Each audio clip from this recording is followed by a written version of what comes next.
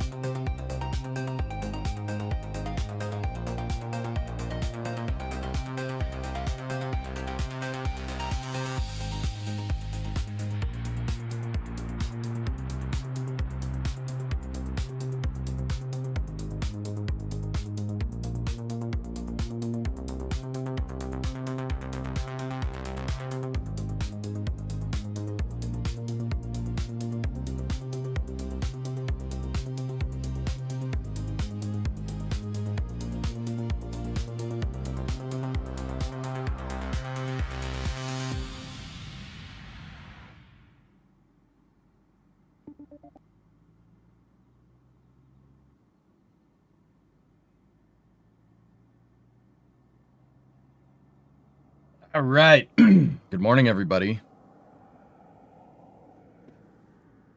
Give me 1 second.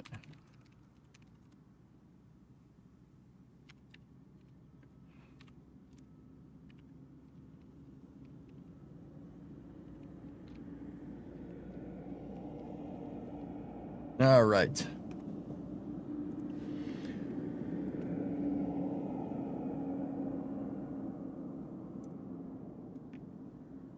Okay, how's everybody doing?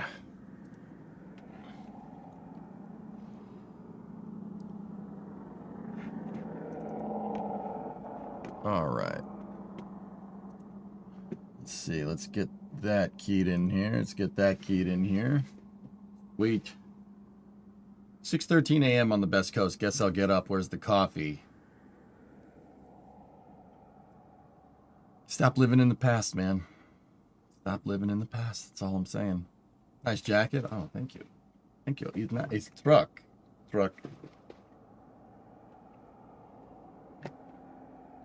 Yes. Carhartt stuff's pretty good. Pretty good work clothes. Not an endorsement. No hat 2 days in a row? Who are you and what have you done with EJ? I had my hat on yesterday.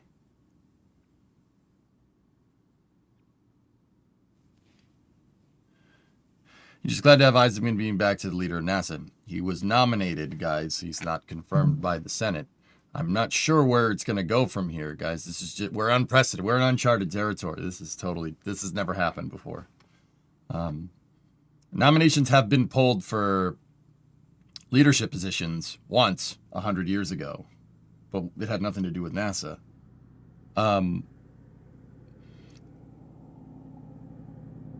With that being said, yeah, I don't know how that's going to work with the government shutdown, but I'm sure people don't want to talk about that, so we'll move on. Anyway, we're gonna go work out in the shop today, and I want to make a little bit more forward progress on the car. I'm pretty sure I got into a good position.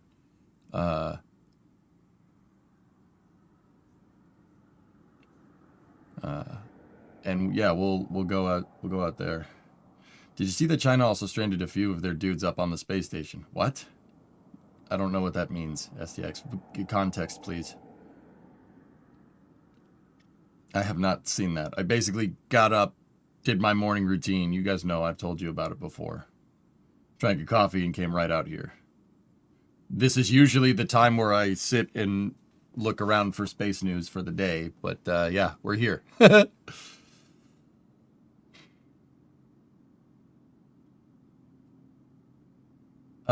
Give me 1 sec. Dudes, I actually have to go turn on the other computer. I'll be right back.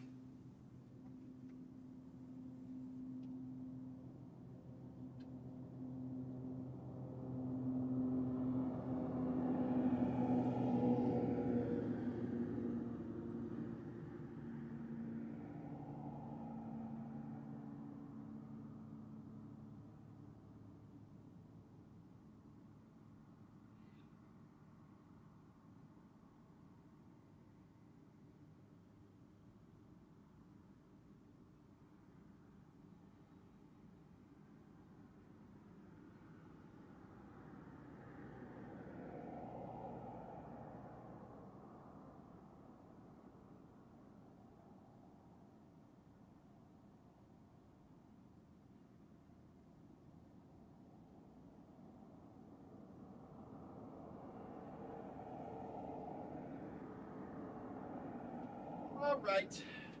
Okay. That computer should be up and running now. So what happened, STX? The return vehicle got hit by debris, so they delayed their return scheduled for today. Well, that's not great. Apparently space debris hit Shenzhou 20 capsules, so they are technically stranded.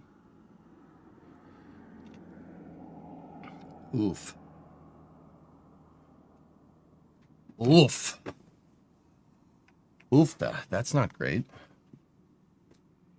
How's Brimo and Titan? Everything's fine, yeah. Titan's coming around. Bree's okay. Hey, Hibbit, what's going on? They have backup boosters, though, to send a new capsule. Yeah, I'm not really too concerned. That's what happens when you run a hardware-rich program. You can account for problems like this. You actually can make things safer if you like actually have more boosters and capsules.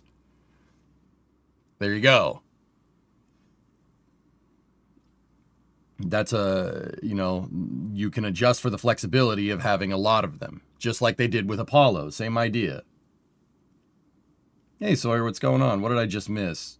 MMOD hit Shenzhou 20 and it's broken apparently. That's the Chinese Soyuz akin spacecraft. So they held them. They held them up at the station. I mean, obviously, I don't know if we have pictures or anything, but MMOD did hit a Soyuz a little while back and caused a huge coolant leak. But must be not great doing pre-return checks and finding leaks. That happens, man. This is what I mean. This is what I mean, guys. Like, spaceflight's like a metaphor for freaking life. You're going to get a curveball, whether you like it or not. You're going to get a curveball. You're going to get something you're not expecting. And this is why I always say, make sure, you know, and this isn't to denigrate the Chinese space program. Like I said, they have another capsule probably ready to go. Them running hardware rich is a hedge against that bet, the bet of something going wrong. If you have another capsule, you just send up another capsule. If you're, well, that is if you're positive that micrometeorites caused this problem. MMOD in spaceflight kind of nomenclature means micrometeorite and orbital debris. So that just means space junk, right?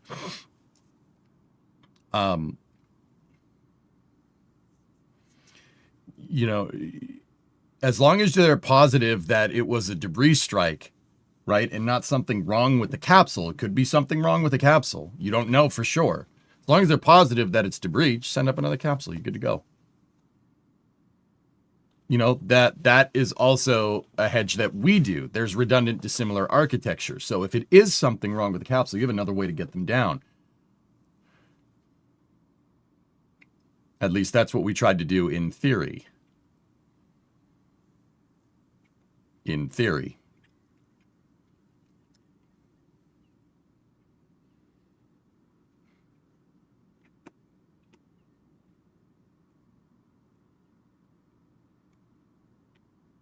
Chinese will likely never tell us that something went wrong with the capsule. Well, if I had to guess, Shenzhou's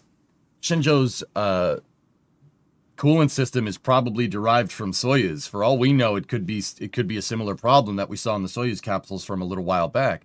A Soyuz capsule pissed coolant all over the station because it broke. Like, pissed coolant all over the station. It was not great. The statement does not sound positive that it's debris. Sounds like that's just what they speculated for now. Yeah, SDX. If it's not... See, like, that's the thing. You don't make that play call unless you're sure. So, now what you have to do is recreate a failure mode. And you have to do it on the ground. Now, luckily, your astronauts are at the space station. They're at their space station, so that's okay. That's fine. You know, you have relative safety there, right? You don't need to use the capsule right now. The space station has plenty of consumables. You can keep resupplying them indefinitely, right? But isn't that what happened last year to Soyuz? It could be related. It might not be. They have to figure it out. They have to. I it's way out of my league here, dude. I don't know that capsule at all. I know it's Soyuz derived somewhat, but maybe the design has changed. Maybe they changed something. They're gonna have to go through. And they're going to have to do failure mode testing and fault tree analysis to make sure they have to try to replicate the condition of the capsule as much as humanly possible and go through whatever they were doing when they found the coolant leak. But they're going to have to do that on the ground. But the thing is that's tough. That's tough to replicate because the conditions in space aren't the conditions on the ground. And you're not going to go testing that in a vacuum chamber. Because if you do, and the capsule spews coolant all over the vacuum chamber, it could break it. It could break the vacuum chamber. Like you don't, that's not what you use a vacuum chamber for when you're testing. You don't use it for destructive testing. You use it for NDT, non-destructive testing, right? So they're going to have to try to recreate that failure loop. But yeah, that's not great, dude. That's not good. Could this be a Ligma leak? Very, very much. Yeah. Look at Sharp with a haircut. Thank you, Overdrive. China's Shenzhou 20 crewed spacecraft has delayed its return mission after the vessel was possibly hit by a tiny piece of space debris. Note, possibly. I mean, they probably wouldn't say if it was something wrong with the system. They probably wouldn't say it. With that being said, you know, I might not be the biggest fan of, like, China's space program, but I don't want to see them kill anybody. That's bad for spaceflight, dude. That's bad for everyone.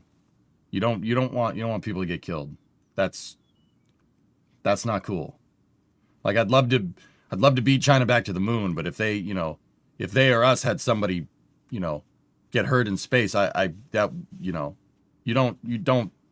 not good for your psyche, you know what I mean? You don't want people getting hurt. Doesn't matter the country.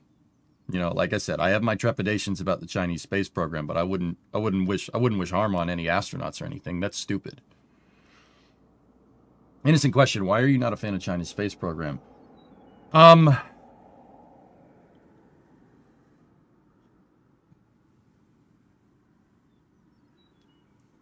So their safety culture is a little bit different than ours, than us or the Europeans or even the Russians. They're very, it's very much go next thing, next thing, next thing, and that's fine, that's okay. But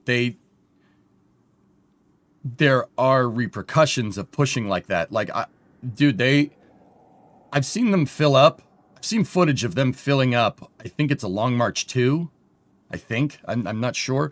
It's something that's using unsymmetrical dimethylhydrazine and nitrogen tetroxide. So UDMH and NTO will kill you. If you breathe it, it will kill you. Either one instantly. Like, you're going to die, right? And I've seen footage of them with people filling up hypergolic rocket boosters with a guy with a hose and a hose clamp on an umbilical, wearing a hazmat suit.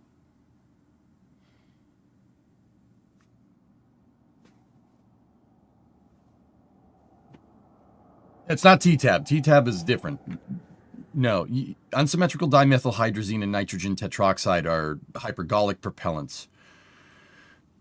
I've seen them, and like, okay, so how do we do it in the West? How do they do it in Russia? How do they do it in Europe? You have an umbilical that attaches, and when you're fueling, you don't get near the damn thing. You don't get near a rocket when it's fueling, period. Like, doesn't matter the propellants you're using, you just don't. You're asking for trouble doing that. Because rockets, a lot of things are changing. You go through a lot of transients, and a lot of physical property changes when you fill something up with like 1,000 gallons of fuel. Go figure, right? I've seen footage coming out of their space program of like them sending a guy up a mobile service tower with a hose, attaching the hose to the umbilical like he's working on an oil rig or something. And the fuel and oxidizer lines are NTO and MMH, and they're in a cloud of orange gas. Wearing a hazmat suit. Hazmat suit is good, but it's not good enough for it's not good enough to keep yourself protected against hypergolic propellants. We figured that one out in the 50s. Like, and that's why we have scape suits, and so do the Europeans, and so do the Russians. Scape suits are basically a spacesuit that's a contained environment. They look like a spacesuit. They're called scape suits, though. And we use them for fueling. Everyone does that. We do it. The Russians do it. The Chinese people send somebody up with a hazmat suit. They look like Doc and Marty at the beginning of the first Back to the Future. A hazmat suit, like, I'll be real with you guys. The person fueling that, the guy that was fueling up that rocket is dead. Like, dead. Like, dead. Like, I don't mean to be mean. Yeah, you guys can go find this footage. It's out there. It's out there of people hand fueling up hypergolic rockets with hazmat suits on. Those people are dead. Like, that's not even a judgment call. They are not alive. I have a pretty big ethical problem with that. I don't like disregard for human life. That's really uncool in my mind, especially when it comes to the space program. Like, these people don't need to be doing that. You could just wear a scape suit and it'd be fine, but no. Hazmat suit, it's good. I don't like that. I have a big problem with that. That's really uncool. And once again, that doesn't reflect the entirety of China's space program as a whole. Like, it's a much bigger thing from the top down. That's just one launch center with one rocket. But if they're willing to do that, who knows what else they're willing to be lax on with safety.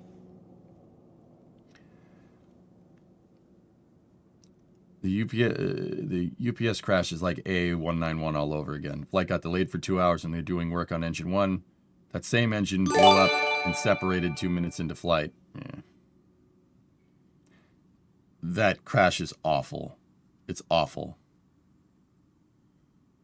Yeah, it's awful. Yeah, there's also their disregard for like spent stages and dropping spent stages in rural village areas. Like, there just seems to be like next to no safety culture there, and a very big disregard for human life. And I don't like that.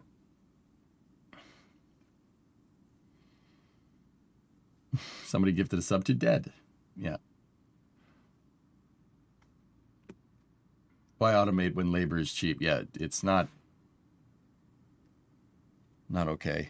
But yeah, like I said, I've seen pictures of like blatant human rights violations in their space program. I'm sorry, I can't ethically support something like that.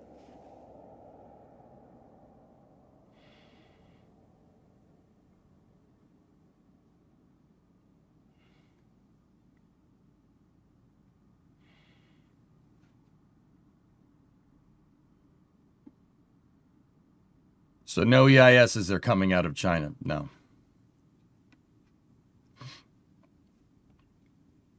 Yeah. Yeah. Like I said, dudes, I'm not supporting that behavior.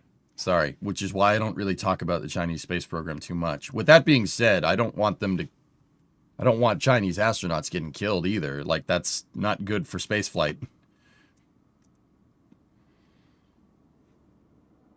Hey, New Glenn watching, what's up?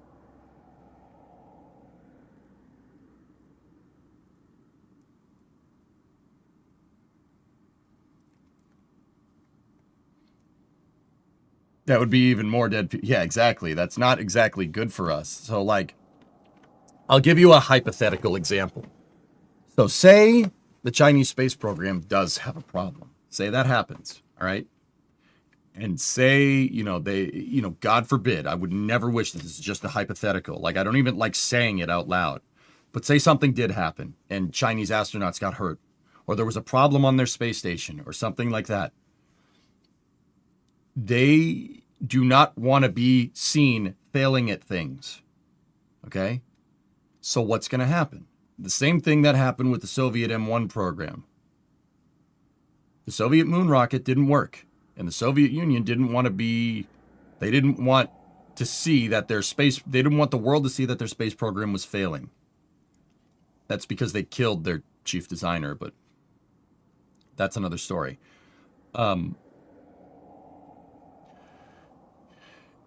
When the rocket failed too many times, some politician in the Politburo just decided to pull the plug on the entire program.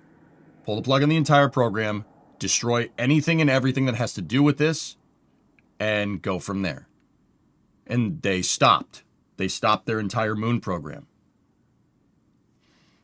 Now, I'm not saying that history repeats itself, but history sure does rhyme nowadays. Right? So if there was a problem that was high profile enough with the Chinese space program, they might stop doing spaceflight stuff. They might not just be like, can't be seen failing. Nope. Enough of that. Right? We can't be seen making fools of ourselves on the public stage. It's very different than the West. Like, if we fail, we're very, very, very overt about it. We talk about it because public disclosure is the way to go. Right? But they don't do stuff like that over there.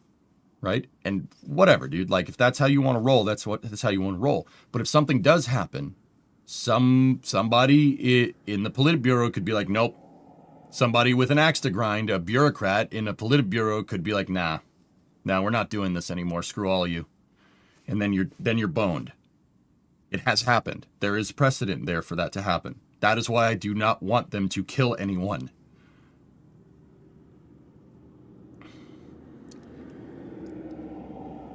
Hey, Hypersonic, what's going on? I've not been around much recently. Hope everything's going great. Yeah, it's all right. It's not bad. Rook got renominated. That's right, Aitor. Yep. The Engines That Came from the Cold's a great documentary about that. Exactly. Now, once again, maybe things have changed, but maybe they haven't. Either way, death in spaceflight is not good. Anybody getting hurt it doesn't matter the country. It doesn't matter where. Anyone getting hurt is bad for spaceflight. That's bad. Because say that did happen. Say that hypothetical did happen. They pulled out of their space program. If the U.S. bureaucrat pulls their space program over the air, the bureaucrats over here are going to realize that they're not doing anything in space anymore. And then something like the Artemis program doesn't get prioritized. And that's exactly how the space race ended. We sent people to the moon. Right? By 1973, we realized that they pulled out of their space program. Well, 1973-74. We realized that they pulled out of their space program. So if they're not going to go for the moon, we don't have to go for the moon.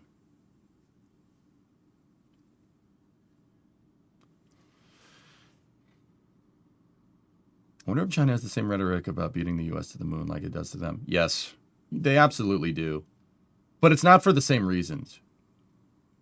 China wants to prove themselves. They want to prove that they're a world player. And a space program is a great way to show soft power projection. It's a great way to show, like, look, we can do this. Our system, our way of life can send people to the moon. Right? They got something to prove. Okay? That should not be underestimated. They absolutely care. And they absolutely want to beat us back.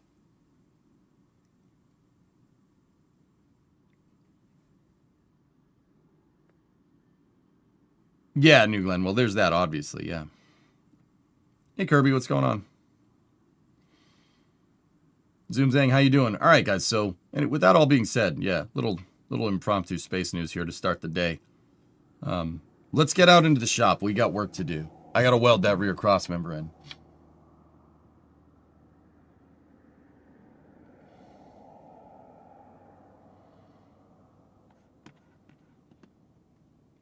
Is Dean still streaming, Mason? Is he still streaming? Didn't he, when I rated him last night, didn't he say I don't understand how people stream for like 10 hours? Yet he's still playing Stationeers. He was playing Stationeers when I went to bed. He ended about 20 minutes ago.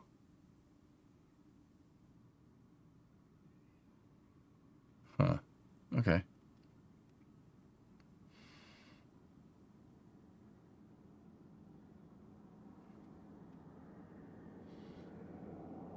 You were up playing with him on his stream for like 11 hours. Okay, I'm going to go out to the shop. Let's see. I did do some cleaning. You'll see here in a moment. Hey, look at that. There's nothing sitting on the car anymore.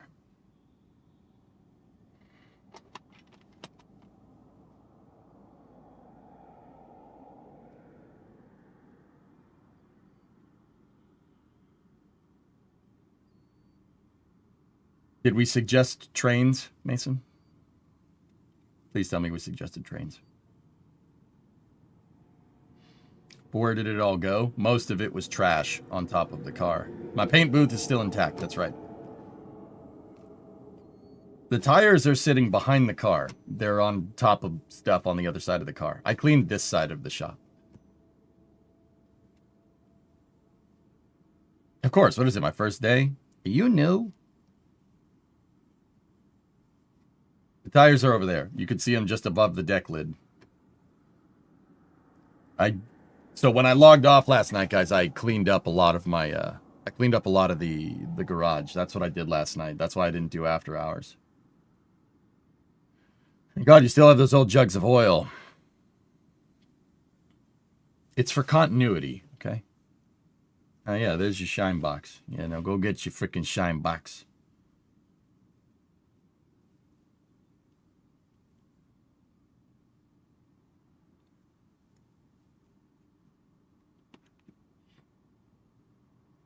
Give me 1 second, guys.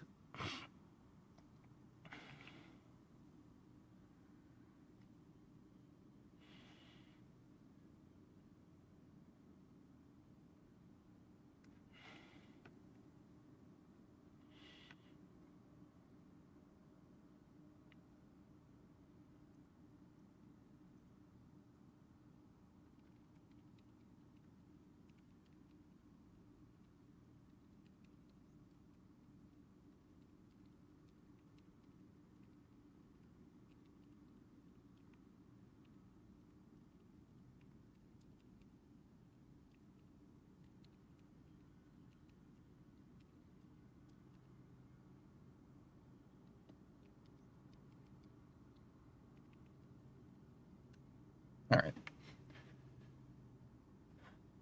Old oil is great for quenching metal. I keep stuff, man.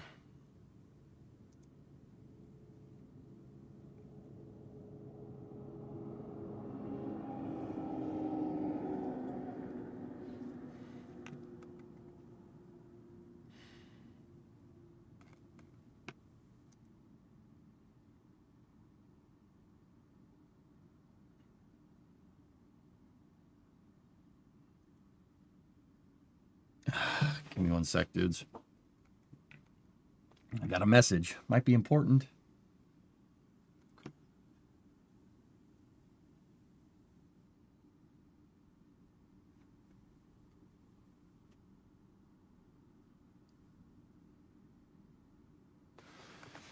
Give me one sec, dudes. I just got to get us ready here.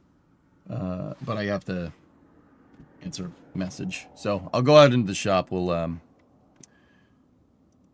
get going. All right, stand by for loss of signal from the office as expected.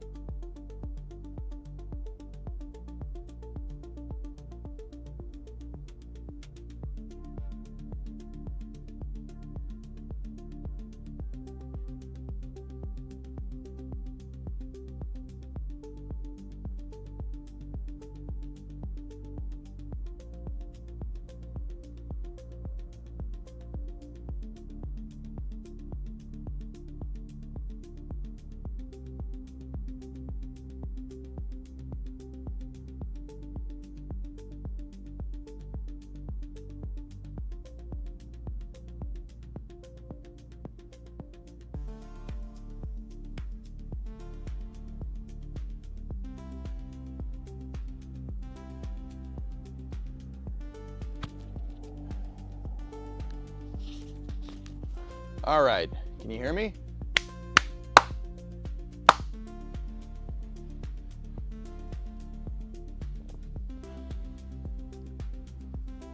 Good sync, everything's good, good. 5x5.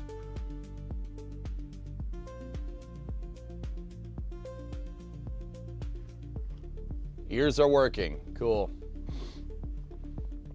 Cool beans. All right. Sweet. Okay, let me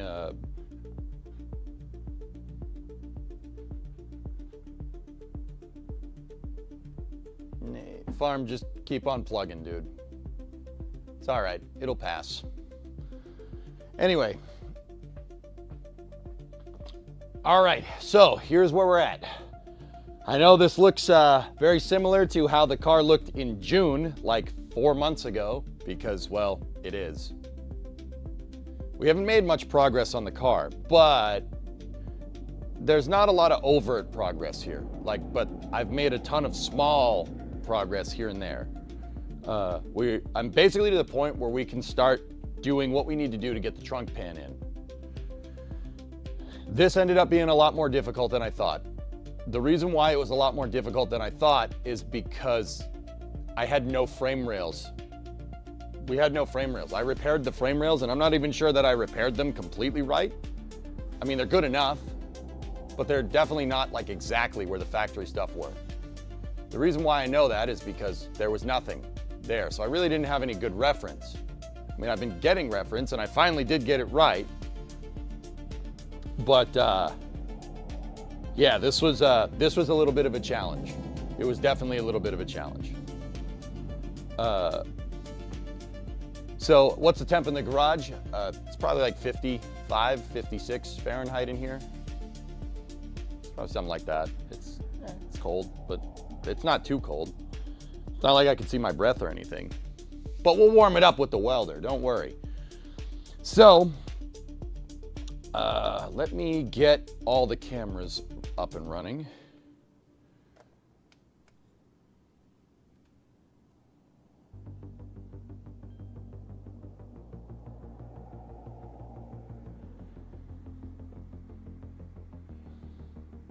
Okay. That's good, that's working.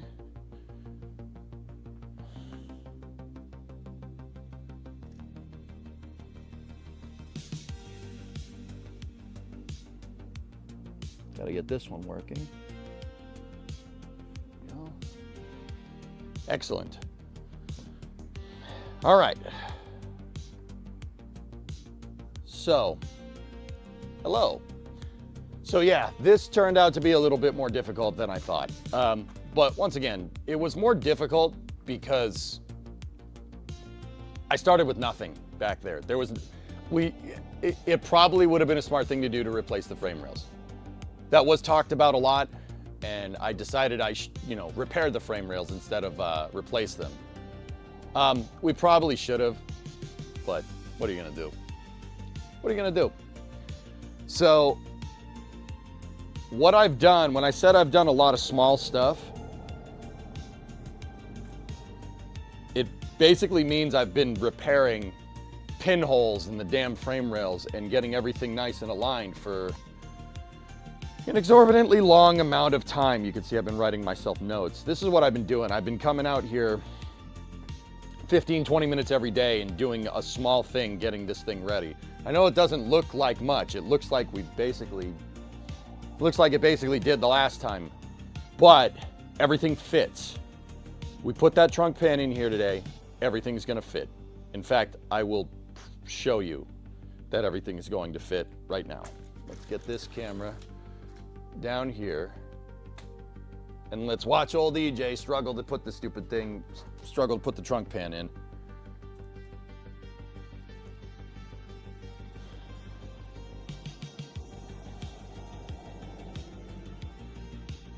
It's either jump in the cold water or use a boat.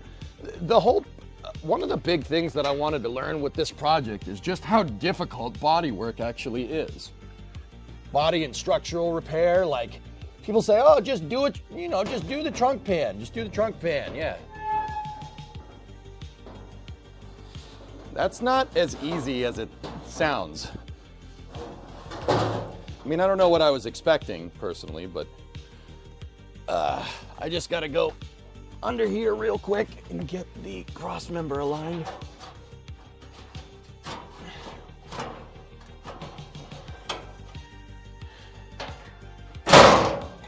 Ow!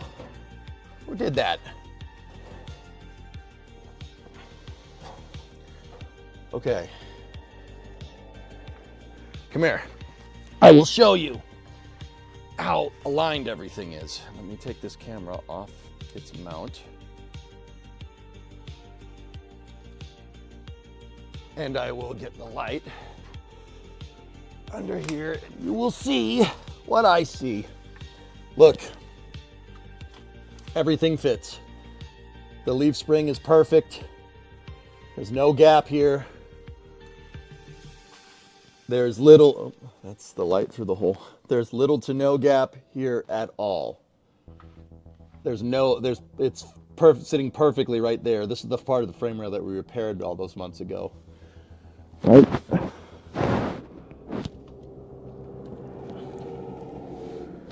We got basically perfect fitment here. This is all good. You can see the scratch marks on the trunk where I put this thing in and took it out like 1,000 freaking times. Over here, the rear leaf spring perch, perfect. Perfect. Everything here is totally aligned, totally good. This took a lot longer than I really wanted it to, but it's okay. Now I know that everything here is dead straight. Like dead straight. If we look at the, look down the channel right here, you can see, look, that's perfect. It's sitting on all parts of the trunk pan. It's sitting nice and level. See that? Dude, like this thing is,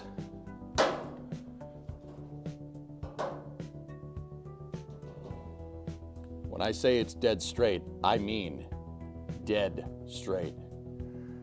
I was chasing that like last bit a lot, and that's all the small stuff that I did. Guys, since then, I took that leaf spring perch, this whole thing right here. I took this all out, and then I re-welded it in place. Level. It is perfect. This is dead straight. This whole thing is as straight as it can be. It's probably straighter than from the factory at this point. I just figured that would be boring-ish content to see, so I didn't really stream much of it. It's just all small stuff.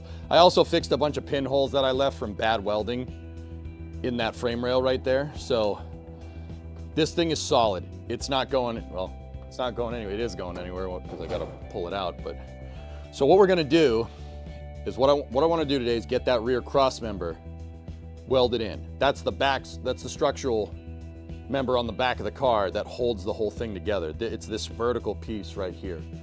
That's what I want to weld in. And then there's I want to cut and get the right fitment for this. That's the trunk cross member. I have the position that I want it to be in pretty much perfect.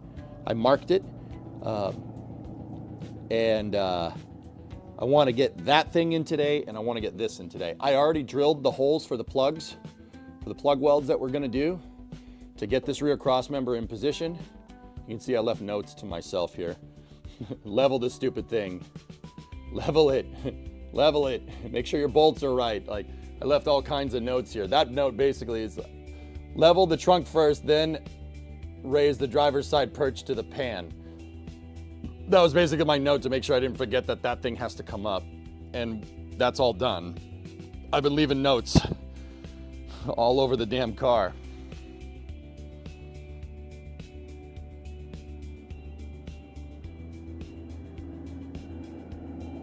Told you that I could do it. Never doubt me again. Okay, all right, relax. Yeah, I did it without a frame jig, which, I mean, Element, the other thing is I see why people use a frame jig for this. That makes it so much easier. Yeah, I see why people do that. But, you know, it wasn't in the budget. I don't have a lift or anything. I wanted one, and tried to get one, but I count as a jackass. Sorry. This is just me with jack stands and a jack and some wood to get everything nice and level. That's it. But that is perfect. It is perfectly straight. It fits perfect up at the front, up there. Yeah.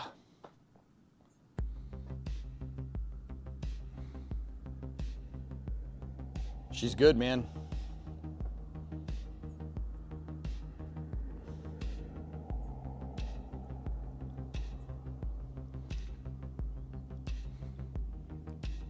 In math class, they teach you the hard way before the shortcut. That way you understand how the shortcut actually works. This is what you did here, yep. Yeah, who needs a frame jig when you can just measure it thousands of times? I mean, I should take the measurements now and use that to make a frame jig in the future, because I know that this is perfect. Or at least it's perfect to the best of my knowledge.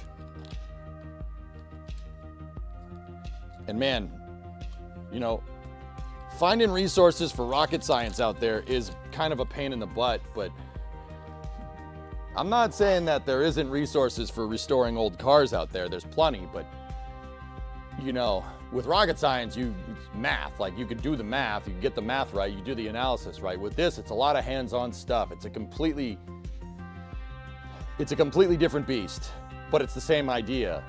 But you can't, like, if someone's like, oh, you need to do addition, here, 2 + 2. It's like, okay, I can do 2 + 2, that's fine. That's not that hard. It's not a big deal. You know, right? You could do that on a calculator. You could draw it out on a piece of paper. With this, it's like, oh, weld the rear cross member in. It's like, okay. Okay, yeah, okay, you do that. It's not something you can actually like practice. You just have to do it. And, you know, I was about to say there really isn't an undo button with this, but there is. There is an undo button. That's the other thing I've learned.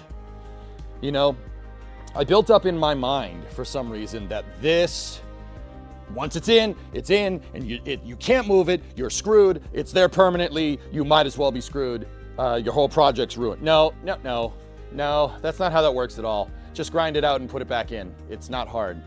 I did that with the leaf spring perch. You know, the leaf spring mount under here wasn't level, so, you know, I was like, oh man, I'm so screwed. I gotta try to level it. We gotta try to fix it. I don't wanna have to undo all that work. Just go and undo it. Just grind the plug welds out. It did not take very long. I mean, I did weld the crap out of it.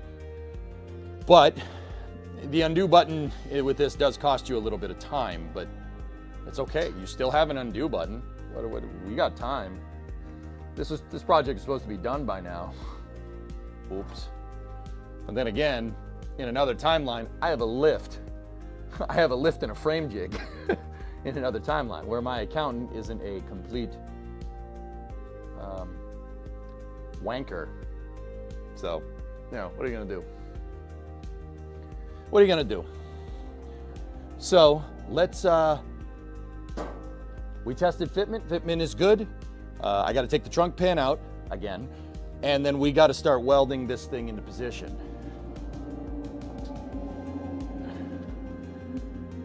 Oh, good. I gotta take it out again. That's lovely. Went for the British insult. Yeah, of course. The other thing we gotta do is just make sure that we have good alignment on the main trunk cross member back there. So there's the rear cross member and the trunk cross member. We gotta get both of those in today. And once those are in, once those are good to go, I was about to say that shouldn't take very long, but I know not to say that with car restoration anymore.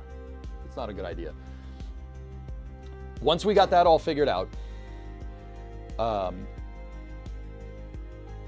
what we need to do is put the trunk pan in again, test for fitment after we burn these things in. Actually, we should tack them, test the fitment, then weld them, right? And test the fitment again. When we do that, if I'm satisfied with this trunk pan's position, what I'm gonna do is take one of my marker pens, right? I'll take one of my marker pens and I'm going to start tracing the frame rails onto the trunk cross member. Funny bone. I'm gonna start tracing the frame rails onto the trunk cross member, and then if we get that far, I need to sit here and drill probably about 200 holes in the trunk so we can plug weld it to the frame, and then we'll just go down the thing, and we'll plug weld the snot out of this. Not looking forward to that, but hey, whatever. Do you not want the trunk pan in? Like, let's go. So let's do it. So this has got to come out. Actually, you know, I'm kind of thinking like maybe we should tack that cross member into place. Maybe we should. No, it's got to be trimmed. All right, so ready? Here we go, coming out again. Oh God, that thing's heavy. Okay. That is not good for your back.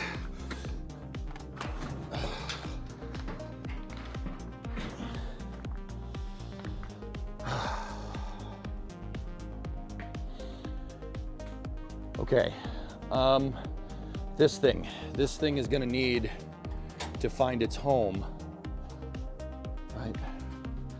That's gonna need to find its home. And then I wanna trim the sides because the one from the factory didn't look like that exactly. Bossy, what's up, man? You got a 67 Camaro I got back from paint in 2008. Got laid off and then started my own business. It's still sitting in your barn waiting. Yeah, I know how that is. I had another project, a red pickup truck that, thanks boys on YouTube, appreciate that. I had a red pickup truck that I let sit for 10 years. Uncool. It sucks seeing them sit. What I do, bossy, to make up for that, I come out here like right before work, do 10 to 15 minutes of work. Something small. Just something to keep it on your mind, you know? It'll eventually get done if you just take a second. Like obviously drilling all these holes is gonna take a little bit of time. Obviously, right? But it will get done, you know? We'll get it done. You just gotta take off little bits and pieces everywhere. I got so far behind with this project during the summer because my computer exploded and, you know, me and Ernok had to sit there and fix this stupid thing. Also, drummer, the step stool is Ernok's. That's not mine. I don't need a step stool to work on cars. Ernok is but a wee lad. Yeah, this is not mine. I use this as a seat when I'm watching videos right here. If I'm watching something on how to build the car, and like I said, there's a ton of resources out there. On YouTube, people are restoring all kinds of B-body Chryslers. It ain't no thing, right? But, you know, there's seeing somebody do it and then there's doing it yourself, you know? It's like watching somebody do math as opposed to you doing the analysis yourself. But see, math is something that you just need a calculator to do or a piece of paper. Not everybody has a car to practice on, and that's what this car is for.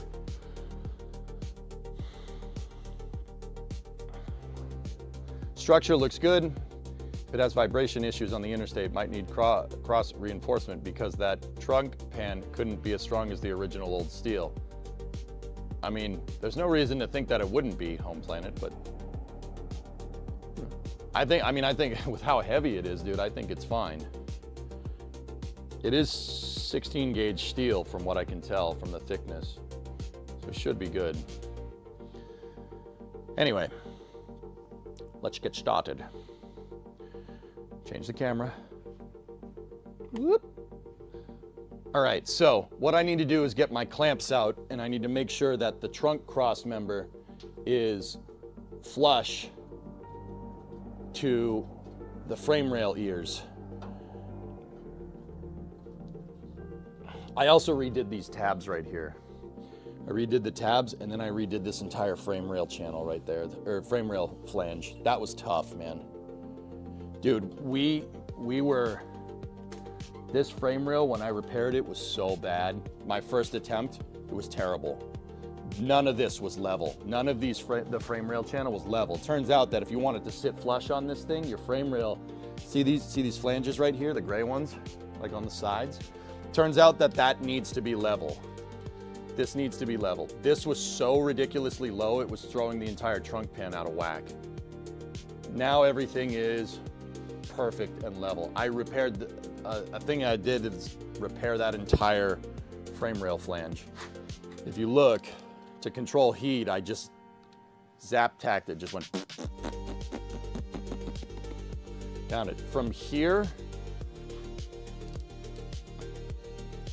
from basically about here back on this side of the frame rail is completely new.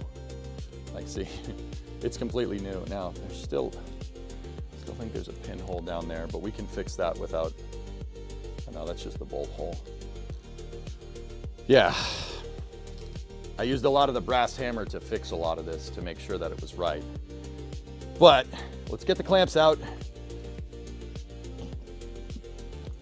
And we got to clamp all this stuff into position. Hey, Galax, what's up?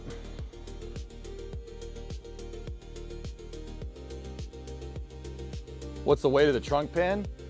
Element, I don't know. It's probably like 20 pounds, maybe 30 pounds. It's not that heavy, dude, to be honest. It is just big. The trunk is huge in this car when you, I'm taking my wedding ring off. It's in the SE to aux box.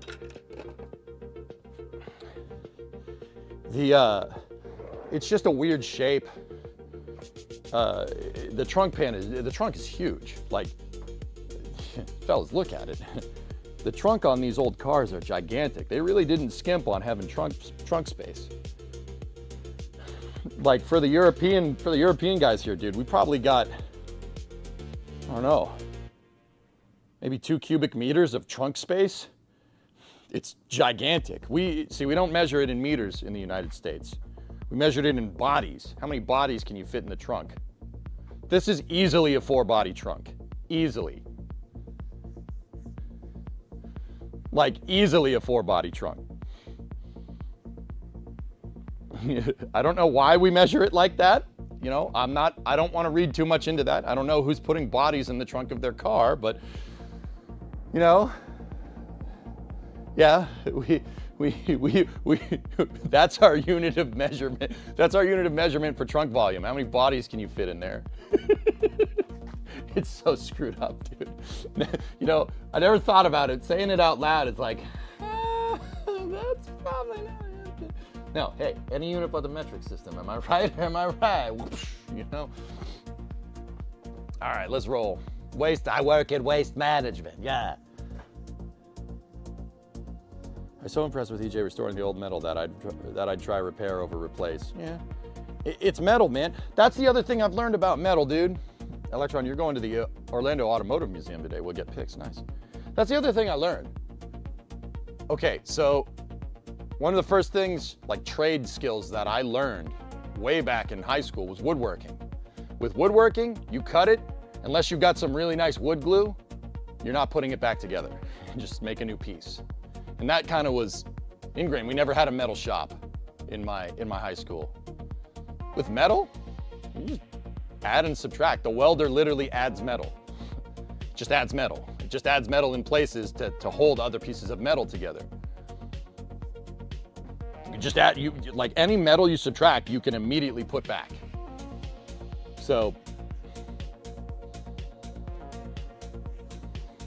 that's like I said, there is an undo button with metal. There's an undo button. If you screw it up, just take it out and put it back in. No problem. Easy peasy. It's not that hard. If you're even remotely competent with a welder, you can put it back together. It's no big deal. Truck. SEMA's going on right now? Oh yeah, Joe. This is my SEMA build. It's not ready, but it's my SEMA build. It has a Bluetooth trunk right now. Yeah, see? Bluetooth trunk. It's a very, very new and interesting technology. It's Bluetooth to save weight. It's wireless. Look, do you see any wires? It's wireless, dude. Yeah, we're good. Surprising that your high school didn't have that. When I was going through high school, David, they were getting rid of the trades. They were getting rid of it. Yeah. Growing up in suburban Eastern Mass, like just outside of Boston, my neighborhood became very white collar. So they were like, my little Braden wants to be a lawyer. Why does he need to learn how to work with wood? That's peasants' work. Actually, it wasn't Braden. The Aiden Braden names didn't really come around when I was in high school. It was Blair and Tyler. Yes. And Trig. Sorry. Yeah, so like the auto shop was on its way out. Basically a year and a half after I graduated, they got rid of it completely. And they did save the wood shop, but the wood shop was used to make set pieces for the drama program at my high school. I know because I kept up with some of my teachers that still worked there, the teachers that I liked. Yeah, so that was uncool.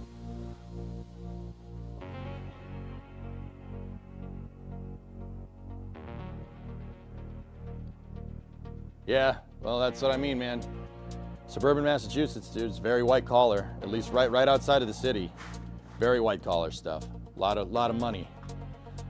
Lot of money, but yeah, I didn't get that memo. I missed that one. I missed that train. Oh well, what are you gonna do? So, all right, let's get the clamps. I'm gonna stop talking. Let's get the clamps out and let's go.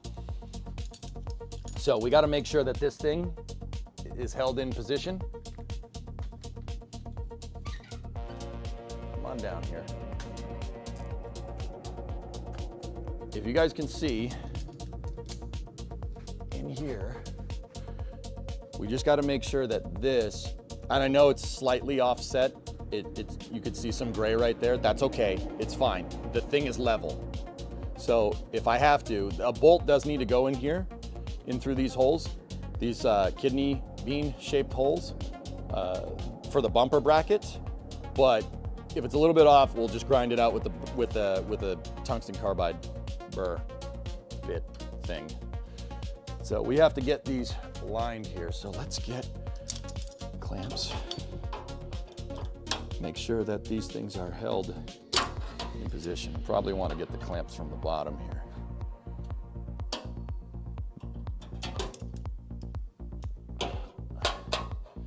Once again, I'd like to thank Article 5 in chat for getting me these really nice clamps. These are amazing. They've been, yeah, insurmountable. I kind of want more. So what I'm trying to do is just get this thing really, really into position. I want these, the flanges for the leaf spring perch and the frame rail ears, I want it to be perfect. I want you to be consistent. I want you to hit the pace car. See, now this is all, now we're all nice and flush. See that? There's no gap here. There's no gap on any of these. So, let's get started.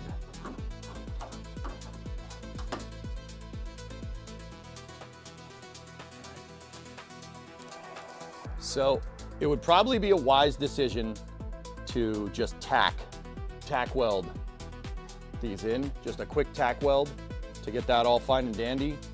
Tack weld here, do the same thing on the other side, test for fitment again. If we're satisfied with the fitment, then we burn this in permanently. Yeah. It's been a freaking long time, dude. It's been a long time. I've been trying to get I bought this part in June. It sucks. What are you gonna do though? Now what I'm gonna do is do the same thing with the clamps on the other side. You gotta give them the clamps! All right, so. Make sure that that's all nice and flush. Right tools for the right job, that's right.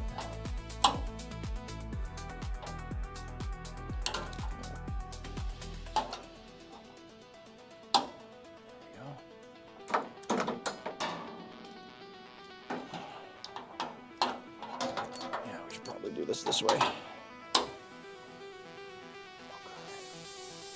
Killer. Drop the check tomorrow. Serious. Thank you, God. All right, we're good.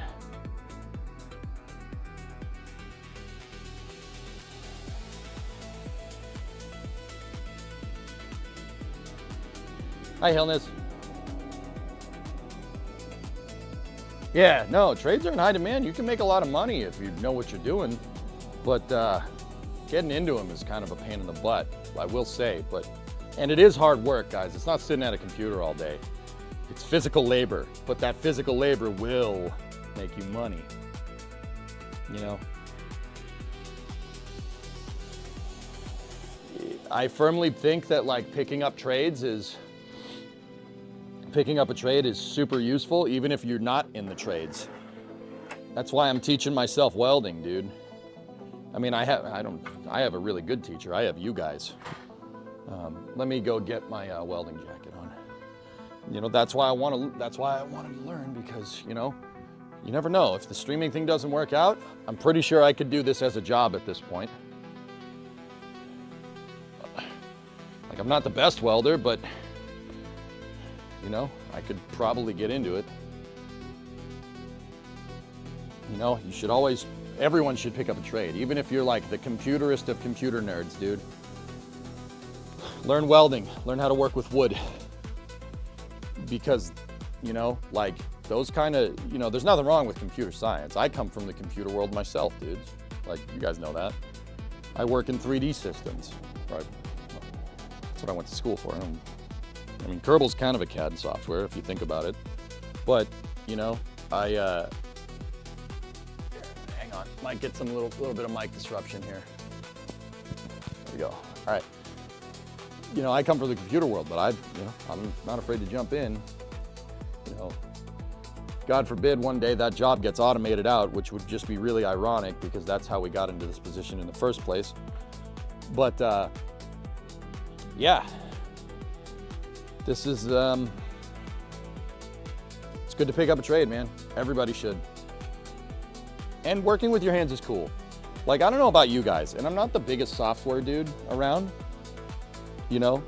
And I'm not saying that this doesn't happen like when you're coding something, like, but if you write a piece of code you're really proud of, that's awesome, right? That's cool. But it'll always be on the computer, you know what I mean? It's not tangible. Like, it is tangible, like, you know what I mean? But like, it's not something that's physically in front of you. Building something physically in front of you is a different rush, dude. And now don't get me wrong, I've had 3D models, I've had spaceships in KSP and stuff that I really love that are amazing, but it's not real. You know what I mean? This is real. You know, this is actually here. Okay. All right. You know, and that, once again, I'm not trying to say that to piss off computer people, you know what I mean? Writing code is awesome and it takes a skill that I do not have.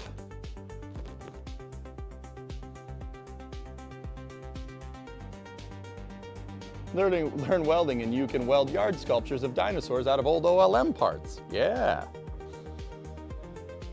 All right. I'm just gonna get you guys at an angle here that makes sense with the welder and everything. So let me turn the welder on. Let's turn the gas on. Gas is on, welder is on. Gotta make a circuit, so we gotta get the grounding strap in place. Strap over here. Just put it on the leaf spring perch. That'll be fine. That'll be fine, pal. Okay. What I like to do with the end is make sure we're flowing gas. We should be able to hear it. It'll make a noise. Okay, we have gas. Control, we can verify gas flow. All right. Let's, so what I'm gonna do is I'm gonna do a tack right there, tack right there, tack right there, and then I'm gonna do 3 more down the other side. You know, we'll just do small and quick and easy stuff.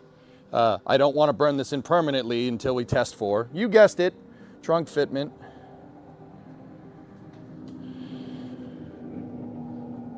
The ring is off, Fluffy, yeah, we're good. Ah, I pulled the trigger by accident. Negligent welding discharge. All right, let's roll. Yeah, this is probably gonna blow out the camera. I'm still working on a solution to make a jig for that. Oh, didn't get a good connection there. Not great, Bob.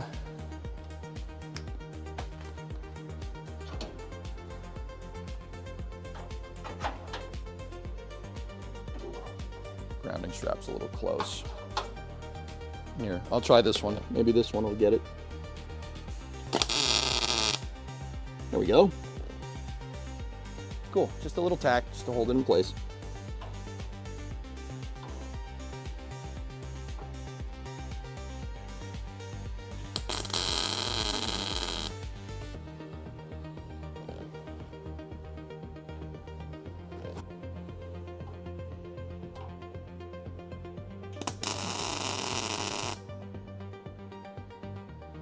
Okay, so I didn't fully do the plug weld. I just burned in a little quick thing, so we should be able to take these off, right? And that thing should stay in place.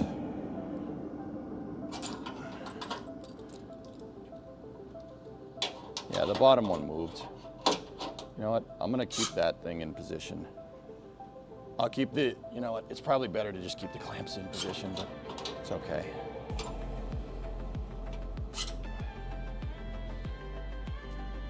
All right, now let's do the other side.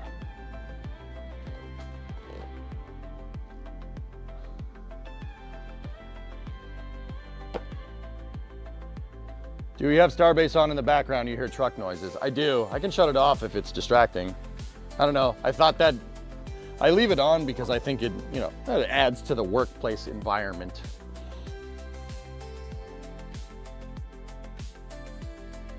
You know what? It adds. There you go. You know what? We should keep it on. Coming to get it nice, brother from Australia. Thanks, Shari. I appreciate it, man. You know what? I'll leave it on. I'll leave it on. It adds to the workplace ambiance or something. I don't know. All right. Let's do this side now.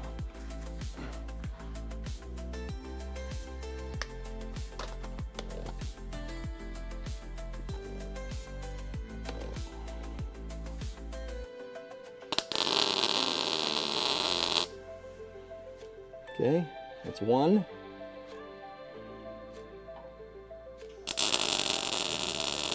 Two. Well, that one didn't make it. Hold on.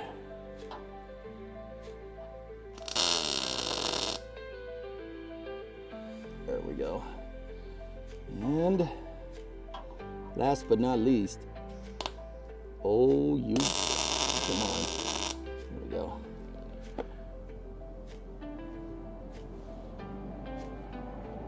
Cool.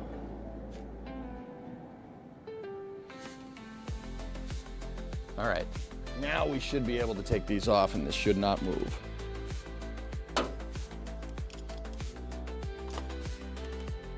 Nope, tack, I didn't get it. Tack wasn't good enough. Hold on. We gotta zap this just a little bit more.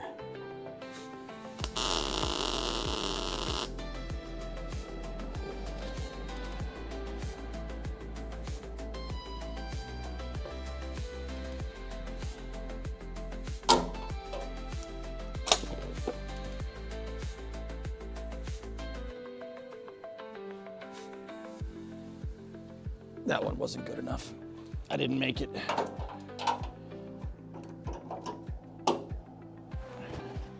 Try to get at it from a different angle.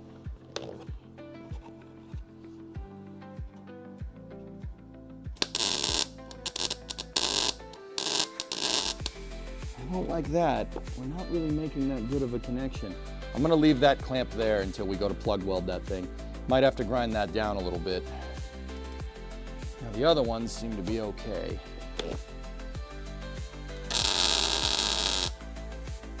There we go. That's good. That one's all right. Yeah, see, that didn't move when I undid the clamp. But I'll leave the clamps like that just in case.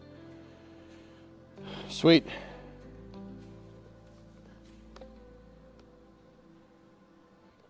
Mask nodding? Oh yeah. Yeah, that's something that you pick up, dude, because yeah, the welding mask has a locked up setting, and if you know, dip down quickly, it'll undo the lock. Super useful, actually. All right, so I'm pretty sure this thing is good. I didn't really see this thing move. That one is a little bit sus, this inner channel right there, but I think we're okay. So let's get the grounding strap off. Just put that right there for now. Actually, you know what? I don't even want that connected. I don't want to be making a connection when we go to put the trunk pan in.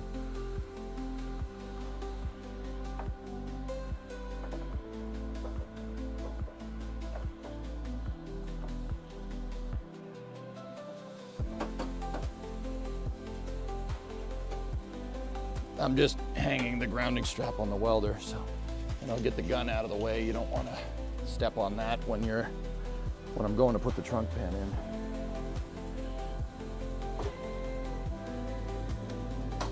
Cool.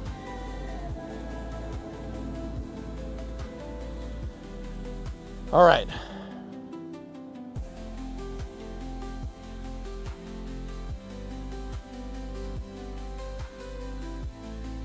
Yeah, I tried to move the clamps close, but it didn't really like it.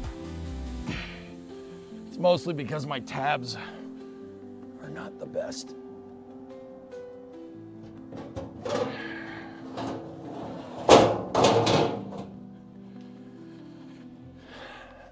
Now I'm just gonna go in here and check fitment again, just to be sure.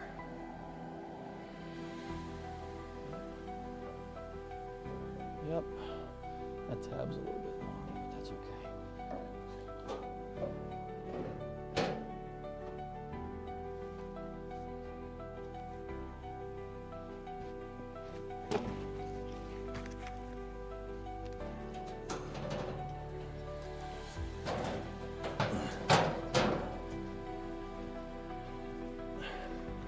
Fitment's still good.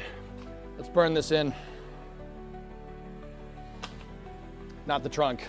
We'll get the tabs. So this is something that I picked up doing here. If I need to quickly test for fitment, we take the trunk and I put a 2x4 right here to hold it up. Excuse me. Sorry, I didn't mean to burp. I mean, I kind of did, but you know, what are you gonna do? All right, guys, I think we are good here.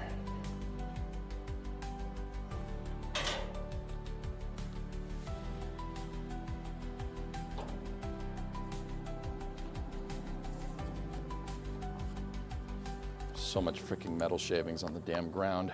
Whenever I drop something that's magnetic, it just turns into a sponge. All right, so I'm gonna finish these plug welds here. Let's get the grounding strap back and send it.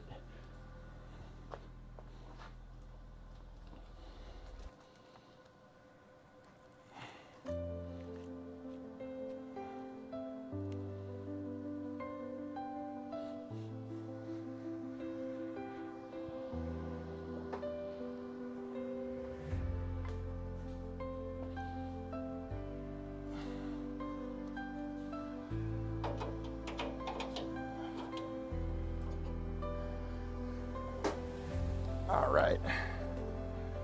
Okay, you ready? Let's do this.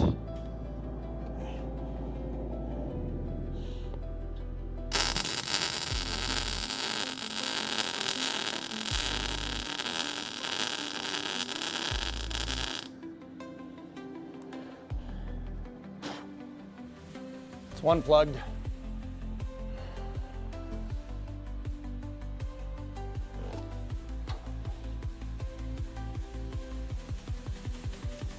Like the angle here. There we go.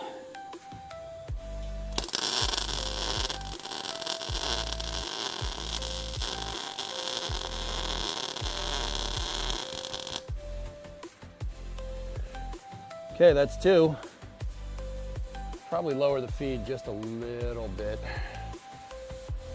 Okay.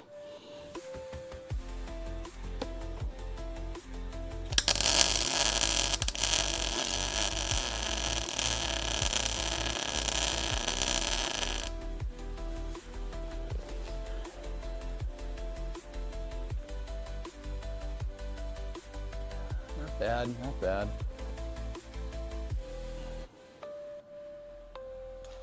I'm gonna get the clamp back for this one.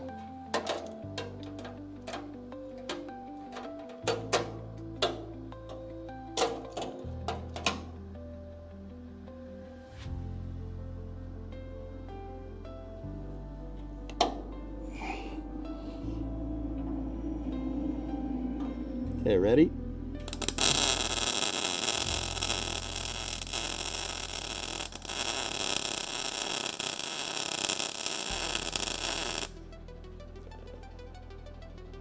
There we go.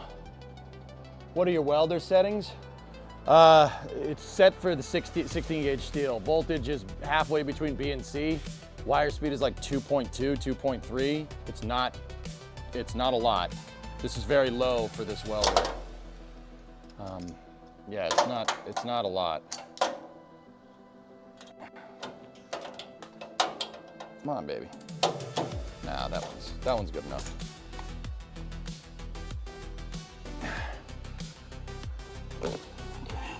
Ready? Here we go.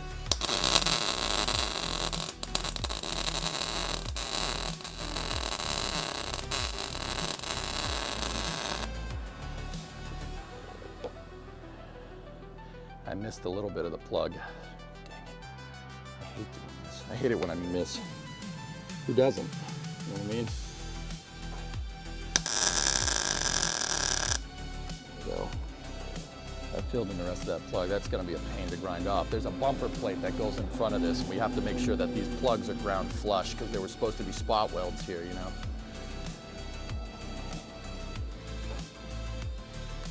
right, let's go for that one.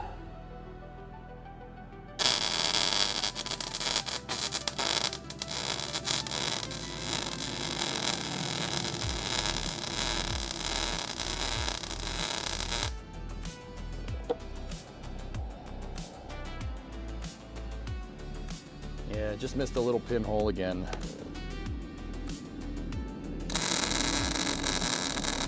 There we go. All right, man. Clamps off. She's burned in, at least on this side. We got to do the other side now. But yeah, everything's nice and flush. That ain't going anywhere. That ain't going anywhere, boy. I tell you what. Once again, I'm gonna have to go at this with the grinder and get this flush because there's a plate that goes on the front of this. But.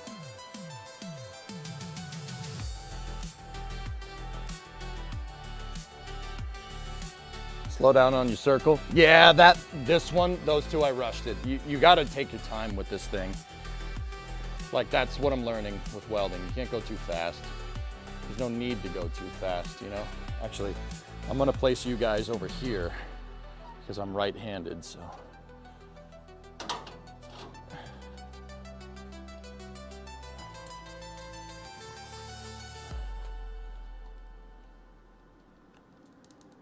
So we have to do 1, 2, 3, 4, 5, and 6.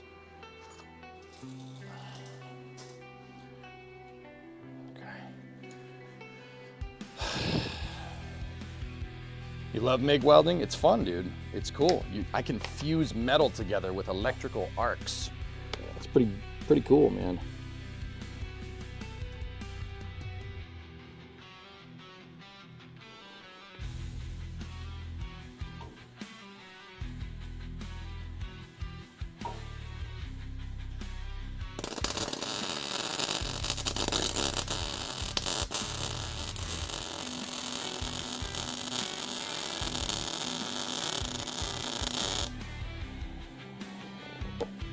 Nice. Good. That was a good one. Plug that hole right up.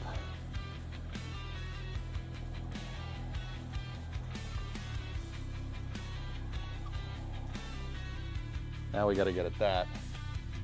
My eyes! Sorry. Hey, what safety squints, man?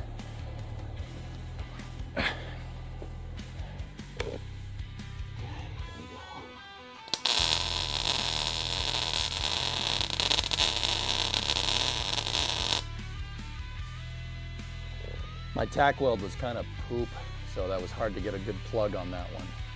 But yeah, that's gonna suck grinding that hole. Because once again, the plate needs to go right here. But is welding like filling the hole with molten metal? So check this out. You see the end of the welder right there? See where that hole is, or that ball of metal is? That right there. So what happens when I pull this trigger? All right. The welder sends an electrical current through that. And when it makes a circuit with my grounding strap, which is on the other side of the car, it makes an electrical arc. That arc melts the metal wire. It's like a lightning bolt. You're shooting lightning out this thing. It makes an electrical circuit, and it shorts through the metal, through that metal rod. When I pull the trigger, the rod goes forward. See that? So it makes a circuit through there. And it basically, it zaps this metal and melts it instantly. and you use it to fill things, and it'll stick together. It's just basically, it's arcing through that metal rod. And that arc melts the metal into position. With the welding mask, guys, with the welding mask down, I can see the metal melting, and I can see what's called the welding pool, right? When you melt this, it's going to make a pool of molten metal right here, like you were saying, thousands.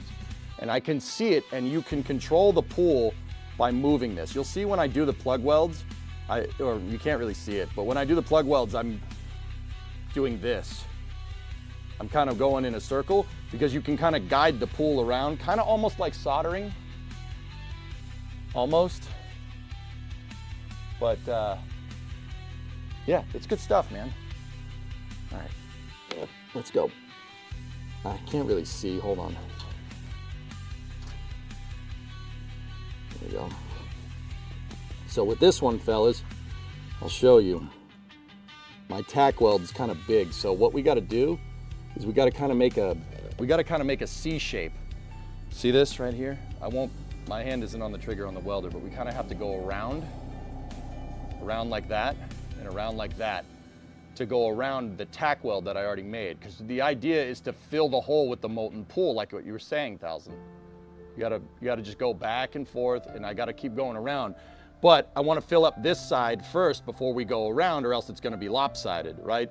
There's already metal over here. There's already weld. So I have to kind of do a C like this. Fill up that side. So I kind of have to go back and forth, and then rosette the whole thing, like plug weld, to go all the way around. All right, ready? Here we go. So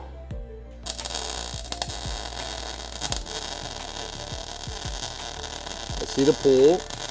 There we go, we did the C, now we're going around. And we filled it. See? See how I filled the whole thing up? There's no little pinhole. We filled the whole hole up with metal. That's a good plug weld. Because the more surface area that the weld can take up, the stronger the weld is going to be.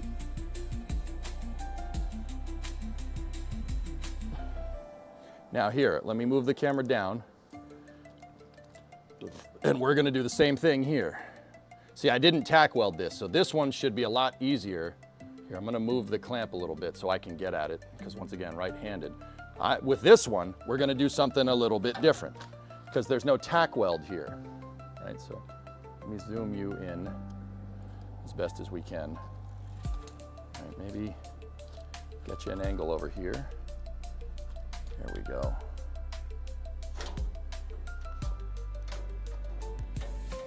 If we have the light out in front of the camera, it'll be easier to see.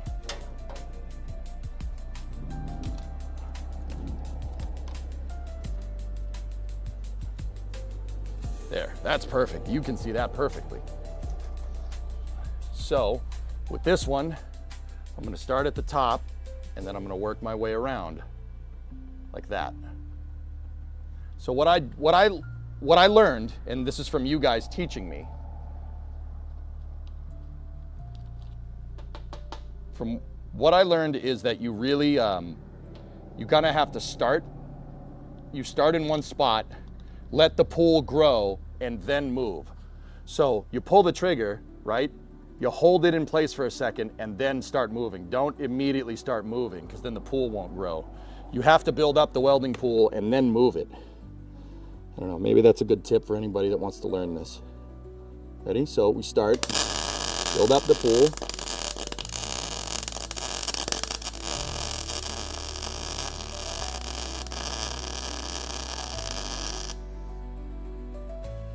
Then you go around in a circle. Yeah, see, I went a little high right there. See that little thing on the top? My hand slipped, so the welder went up a little bit, but then I rosetted it pretty good. That's fine, man. That's perfect. This poor camera sensor. There's a shield in front of the sensor, guys. I have a shield in front of it, so it's not, I mean, it's not the best, but if you guys want the welding shield, I have one.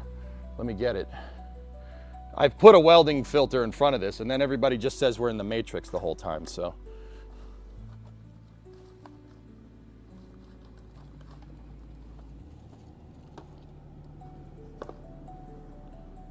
This poor camera sensor.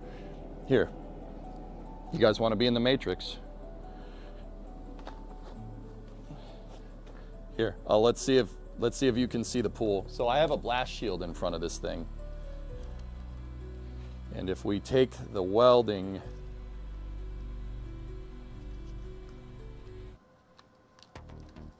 we take the welding sensor and then we do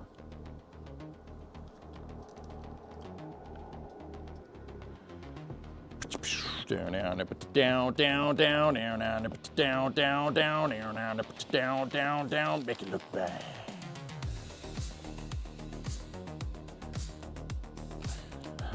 Hang on, I need to get more tape to get that thing to stay. Down, bow, bow, down, down, down, down, down, down, down, down, down, down, down, down, down. Oh wait, there's music playing. Sorry.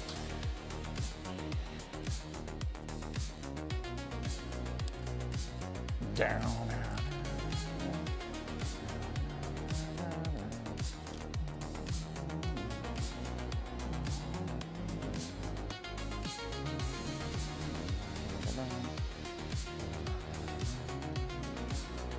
I need to 3D print a welding helmet for the camera so you guys can see what I see.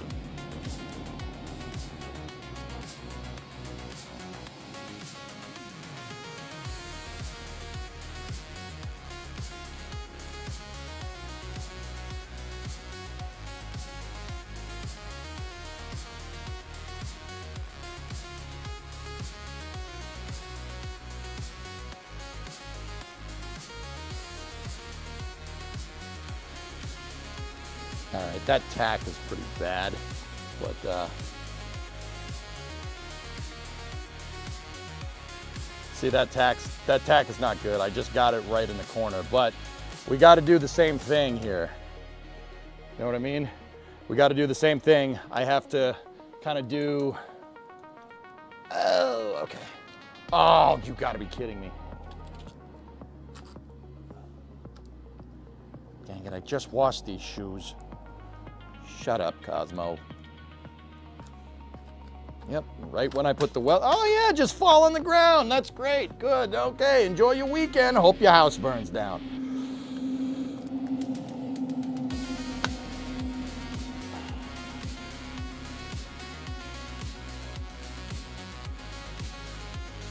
Get Vivitard, nerd. Oh, that's right.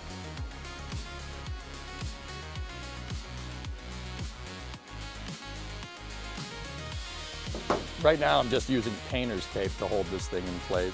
It's not great, Bob, but you know, it works.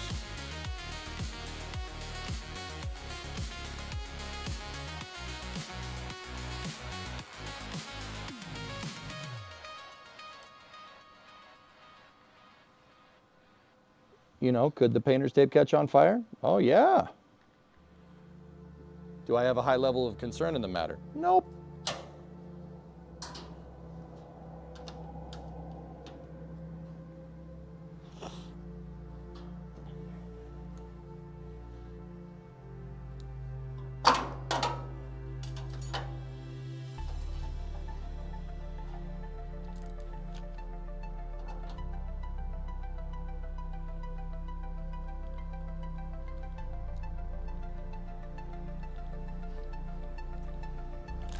Oh, you bastard.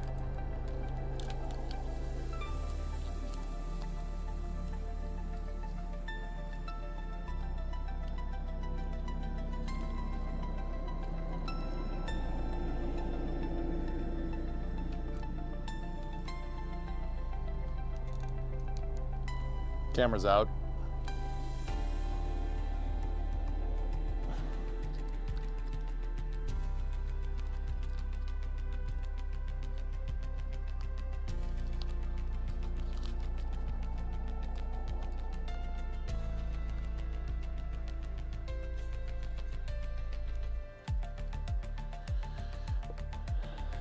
All right, this thing is barely on. Yep. Okay.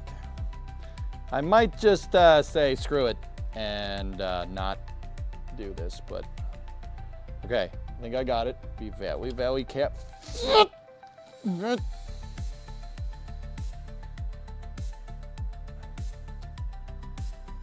No, you know, we don't, I changed my mind. We don't want to screw it, we want to weld it. All right, so you guys tell me what the exposure looks like. You should be able to see the pool now.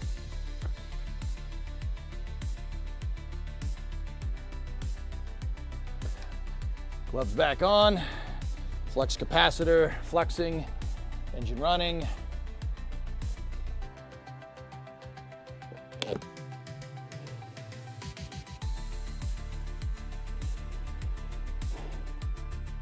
So we're going to start at the top and then we're going to move around.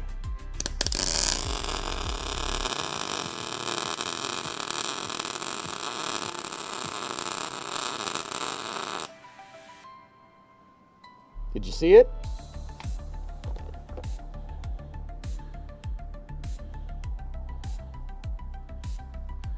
Did you see the pool? You'll see sparks, right? You'll see the sparks, but you'll see the pool form. And when the pool starts to form, right, that's when you start doing circles.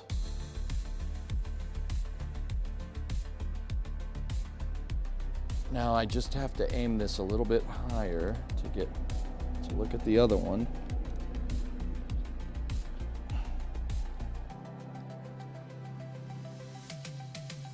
So right there, that's our target.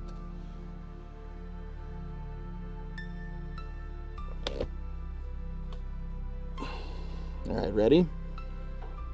Here we go.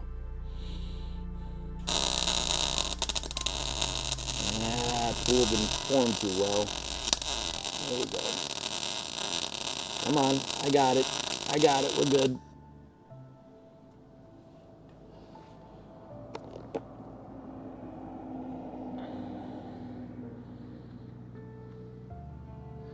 Yeah, that's not great. That's not great, dude. I don't like that. I missed. See down here? That's no good. All right, we gotta go at it again. So what I'm gonna do, I'm gonna start the pool over here, and then I'm gonna move this way, and I'm gonna move back to try and fill the rest of that plug in. I missed. It happens, ready? Okay, got the pool, moving back and forth, and forth. Did we fill it? Oh yeah, we did. High five! There we go, perfect. So you guys can see that, huh? You can see the pool forming. I know there's sparks and stuff, right? That's what I see. You gotta kind of look through the sparks to see the pool forming, but you can definitely see it. That's cool, awesome. I mean, I don't see why you wouldn't be able to see what I see. Like, it's a welding mask. That's exactly what I'm looking at. But the pool forming is so important. Once again, you got to form the pool and then you got to move. It's like there's a technique to it. And yeah, that took a long time to get that timing right, you know? The old boys method is to point the weld into the corners and circle the hand piece. Interesting.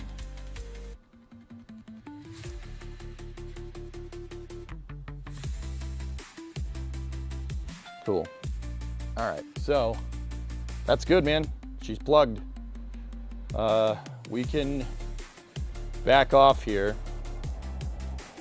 Let me back the camera off and hopefully it doesn't fall. Yay, it didn't.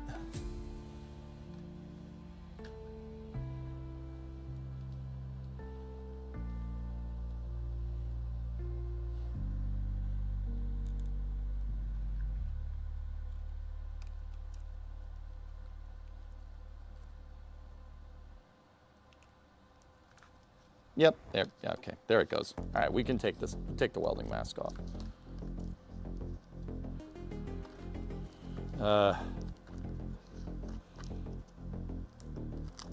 Give me one sec, dudes.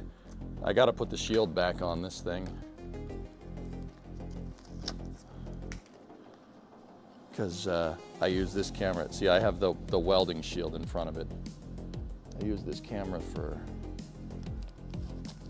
basically the up-close shots.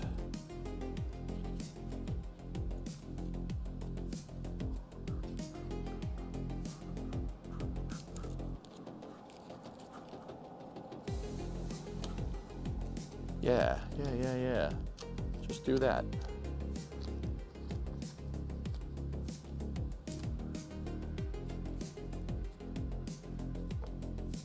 You guys see okay? Yeah, all right, cool.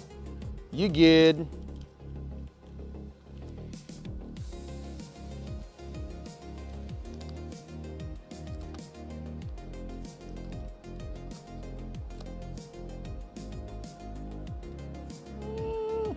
Yeah, that's working. Yeah, see, you gotta hold this close or else it's gonna glare.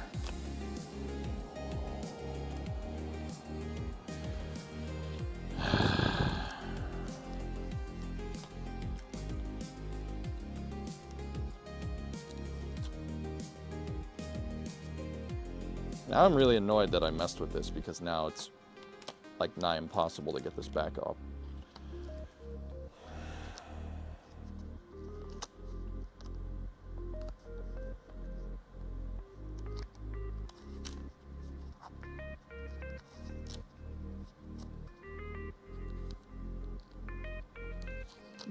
Whatever, it's fine.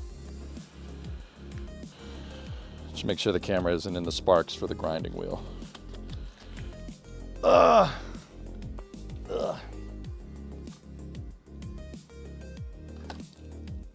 Yeah, I had a good method for putting that on there, but not anymore. All right. So let's take the clamps off here. Get rid of the light.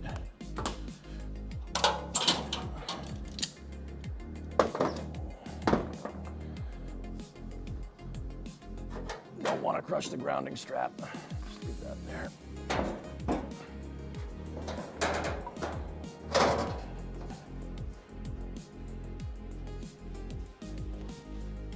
Check for fit again.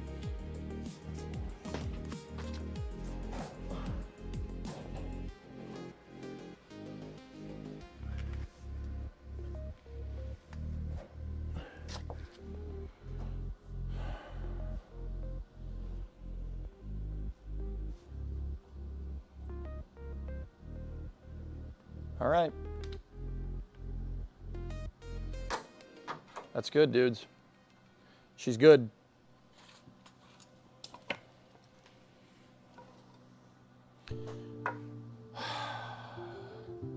Man, I've been waiting to burn that stupid thing in for months. I'm really happy. That's a huge milestone.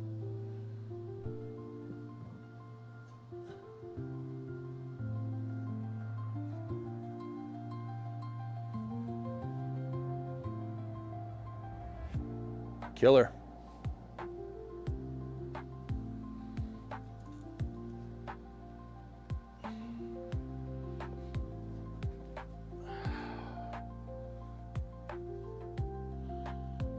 It's off by an inch. It's not. You're off by an inch. Got him. If you want to see what it looks like, yeah, I kind of do.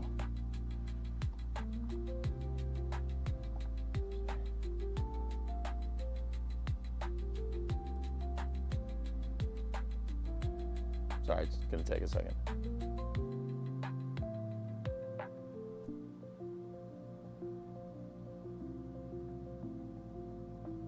You can kind of see it. Yeah, there's a lot of sparks, but you can definitely see it. Yeah, Fluffy, the perch is burned back in, yeah. It's burned back in. Here, I'll show you. I'll show you the fit, man. Check this out.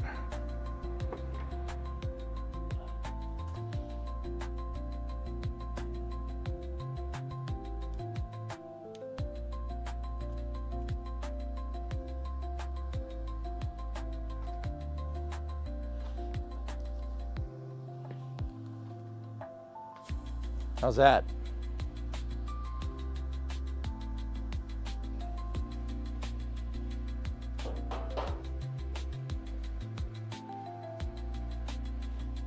Pretty good, huh?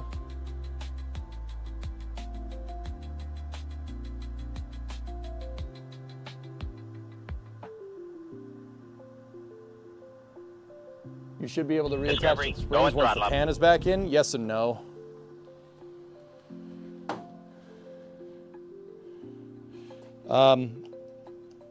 So the way the structure of the car is, Hillness, it's unibody, right? So meaning that every piece of stamped steel on the entire car is part of the, is structurally integral, right?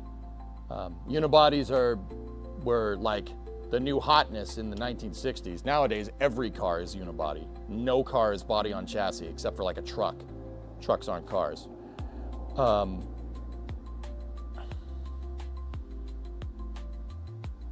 So I could put the leaf springs back on, but this thing isn't connected to anything. What we could do is brace it to the leaf springs. I could have a bar that runs back from this spot to like the back and that spot to the back. If I wanted to be able to attach the whole rear end and put it all back together to make it work, sure. Yeah, we could do that. You basically would need to make you'd have to have a bar that comes from there to here, and then a cross brace. I've seen people do it on the internet, people that know way more about this than me. That does work. With that being said, this isn't connected to anything. So we still have some up and down movement. You can move this up and down a little bit. I'm not gonna know, I wouldn't wanna put the car back down until we have the rear tail panel back on. Do you really need to weld? Do you need to weld the tabs on top of the rear piece? The tabs aren't, if you're talking about the tabs that are like here, no. I think they may have been spot welded, but what I am gonna do, Rad, is just plug weld across here. We gotta drill a bunch of holes, and I'm gonna plug weld across. So, I mean, the tabs will eventually get up, they'll end up being welded, but yeah, that's, yeah. Need coils? They do make coil spring kits for this car. You can buy them. They'll bolt in. They use the shock tower purchase. So you can do coils for this if you really wanted to. People have done it. There's coil over suspension. You have to weld in provisions for a panhard bar if you're gonna do that. If you're gonna do a coil spring with trailing arms, but people have done it. Sorry, I like getting all my clamps up off the floor. I don't like having them sitting all over the place. Then I trip on them.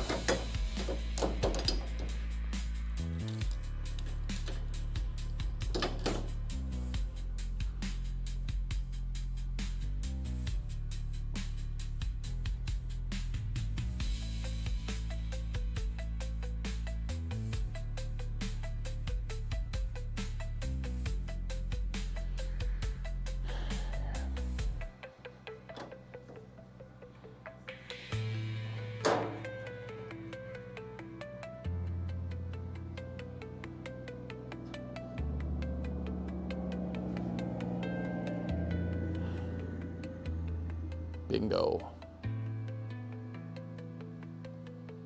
Bingo.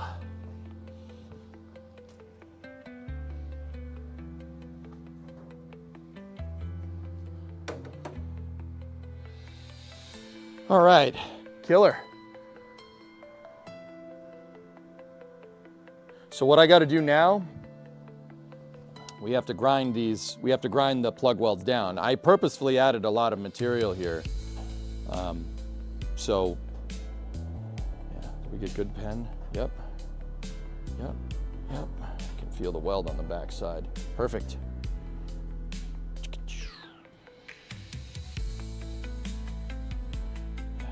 Cool.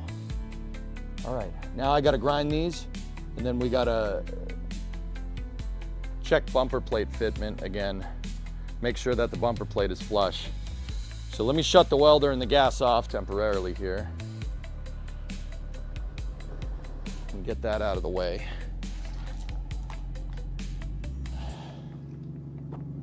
My alarm's going off.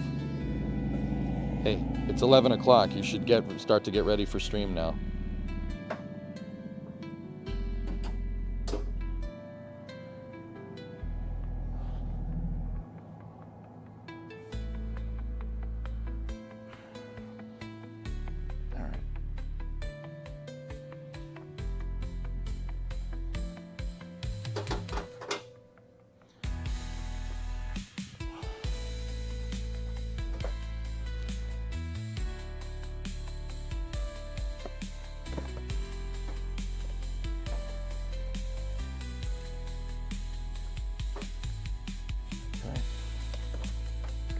Gas is off, welder's off. All right, cool. Take the welding jacket off.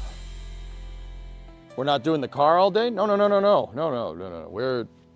I was, wait, what? Who told you a stream start time? That was a joke, guys. I want to get progress done on this thing. All right, so we got to grind. I got to get my flap disc out. We got to grind these plugs down, make sure this is nice and smooth, because my bumper plate brackets, this is a reinforcement for where the cross member connects to the rear bumper. And the rear bumper actually is a bumper. It's structurally there to protect the car, not necessarily you. Different times. These got to go on here like this. We need to make sure it's flush, because I got to plug weld this and lap that onto there. So we got to take the trunk pan out again. Oh, I mean, not necessarily. A little bit more light gets in here when the trunk pan is out. So I'm going to take it out, and then we got to flap disc these things smooth, right? That shouldn't be too hard. It's not going to take a lot. And then we got to test for fitment with this thing. You just ordered 10 rust replacement sections for your 1950 Halden. Dude, an old Halden, mate. Very nice. Very nice. 1950s Holden. Dude, that's old. That's really old. Older than this car. So you're saying there's been no space madness yet today? No.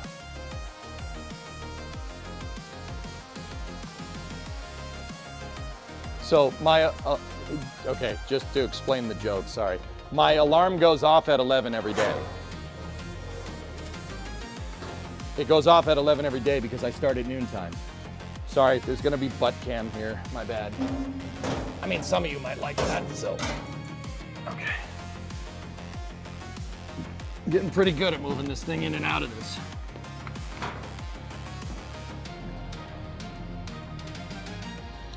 All right, let's check.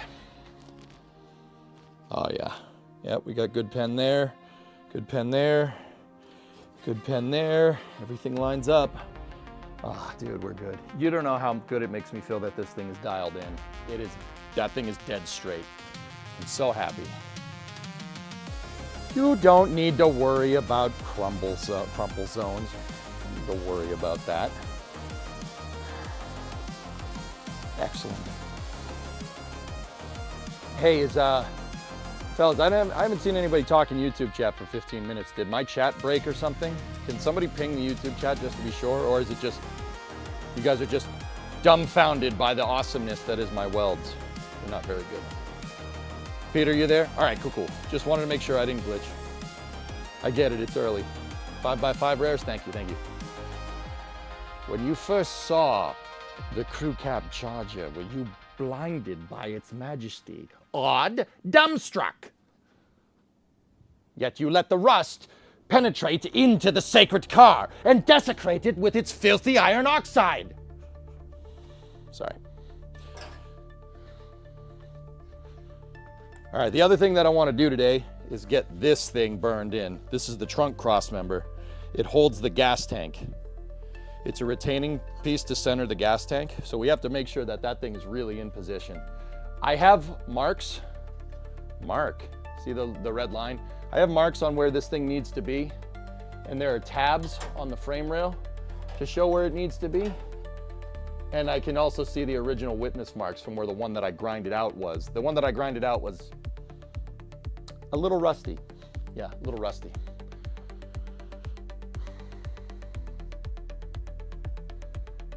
I feel like that's a reference. It's from Halo 2. Once the parasite was free, there's nothing I could do. Yet you let the humans crash on the sacred ring and desecrate it with their filthy footsteps. What's your ability to safeguard Halo was a colossal failure. Nay, it was heresy.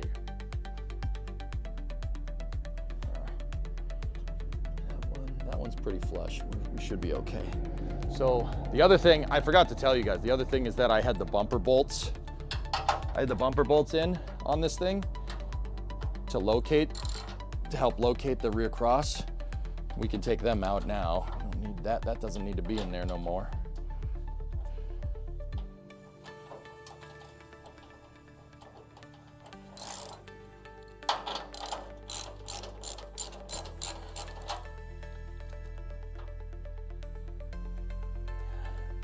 I still got shim washers in there. That's okay. They ain't going anywhere now.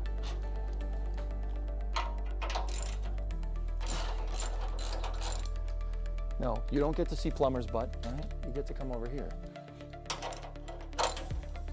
A lot of us are working and listening and being productive at work. Yeah, no, I get it. I'm not saying you need to chat in YouTube chat more. What I'm saying is that sometimes the YouTube chat window, especially when it's popped out, it crashes. I just don't want to, I don't want somebody actually talking to me and me ignoring them. I don't like ignoring you guys. Despite me despising you. Wait, what? Did I say that out loud? On SCL, the OLM rigging is in progress. Yep. Productive has a very wide definition. Yeah, man. All right, let's get the grinder out and let's grind the plugs. Let me unplug the grinder. I have the cutoff wheel in there. We don't want that. Not yet, at least.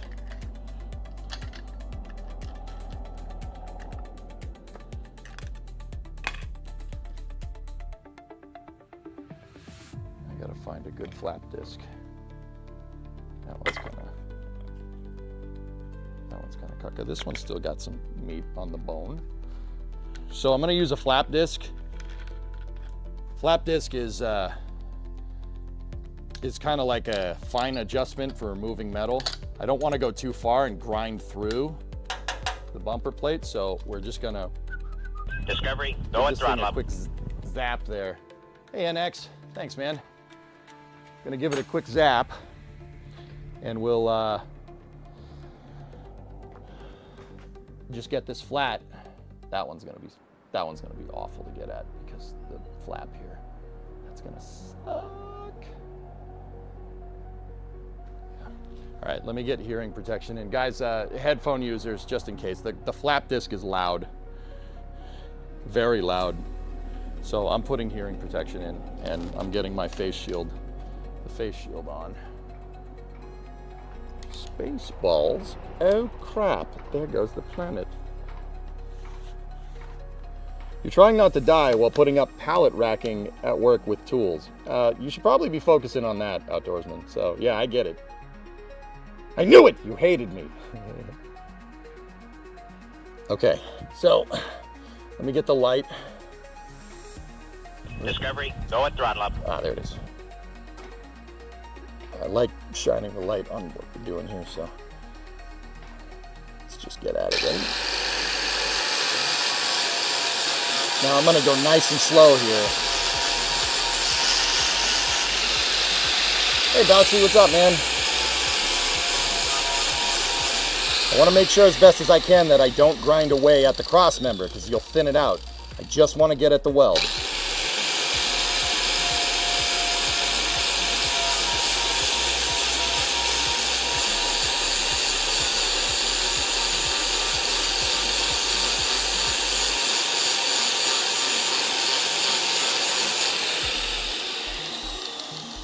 There's still some topography there, not much though.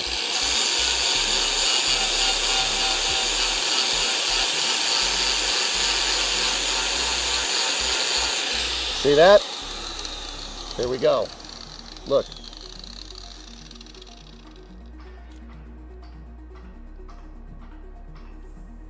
It's more or less flat. It's almost like the weld isn't there at all. It looks like one piece. That's because it is. It's one piece now. That's not going anywhere.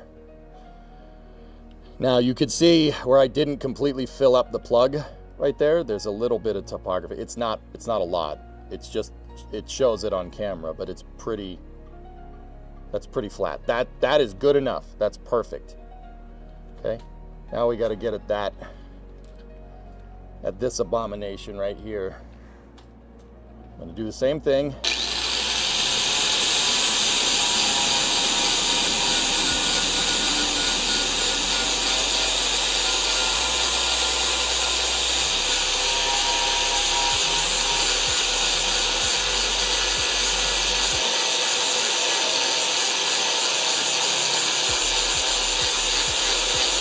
Gonna go back and forth and back and forth.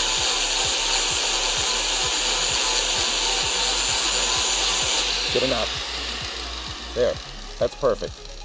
Once again, little bit on the sides of the plug, but that's okay. That's fine. That weld is perfect. It's good enough. Now this one over here, we might need to get at again. It's kind of hard to say. It looks like I missed a little bit and I didn't see it. But, you know, we got to get back here with the welder. That's not a big deal.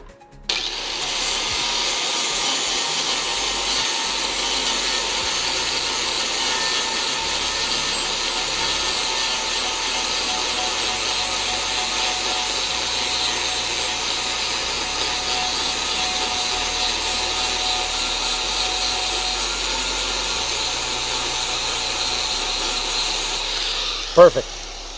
Done. Yeah, I did miss a little bit right there. You can see it, especially when I put my hand down. See the reflection?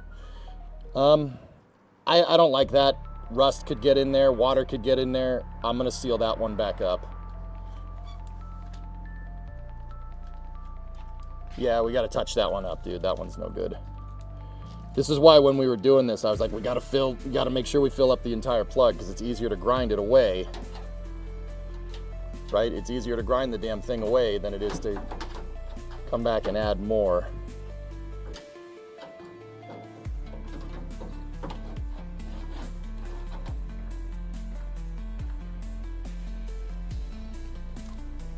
All right.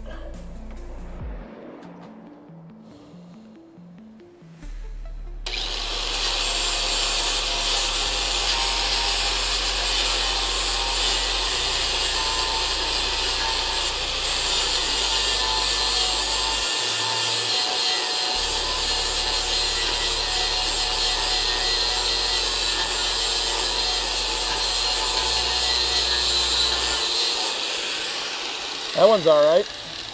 That one's completely filled. I just got to get at the top a little bit more.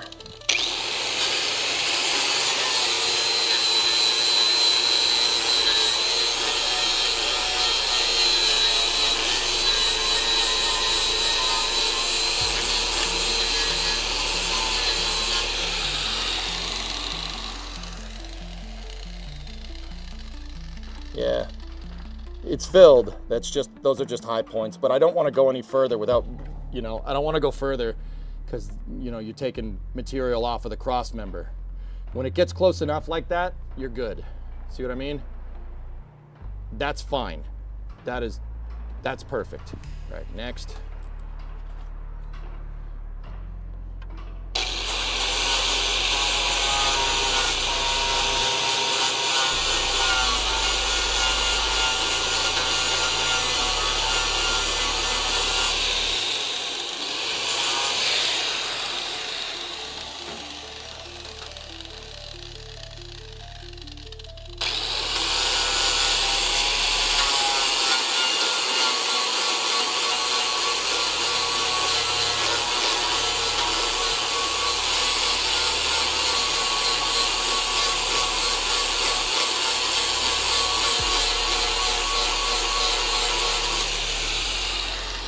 Good. Yeah, see, we started taking material off the cross member right there. That's why it got so hot. Don't like that.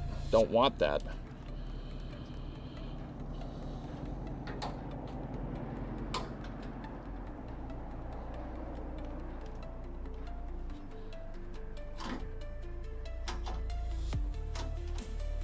Yeah, we definitely missed with that one.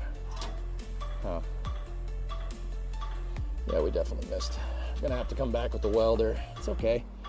I've told you guys all many times, I like doing more work than what's necessary because I'm me. I don't, but,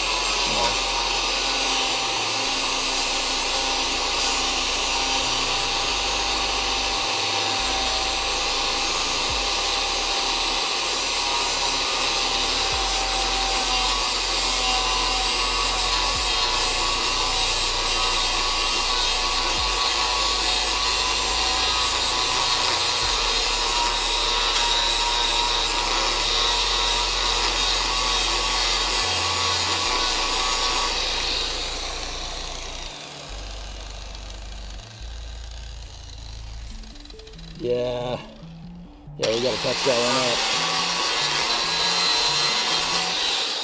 up. Yep, didn't get all the way through. That's okay, just 2 quick zaps will get us what we're looking for there. Not bad. Tiny Victory says hi. Well, hello. Glad to see you using a good face shield. Thanks, Pete. All right, well, let's get to the other side here.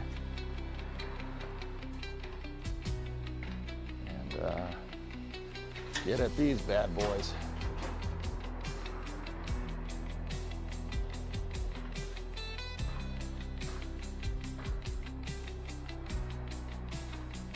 All right, Shari, see you, buddy. Get some sleep, man. Damn, 3:15 a.m. Hey. All right, here we go.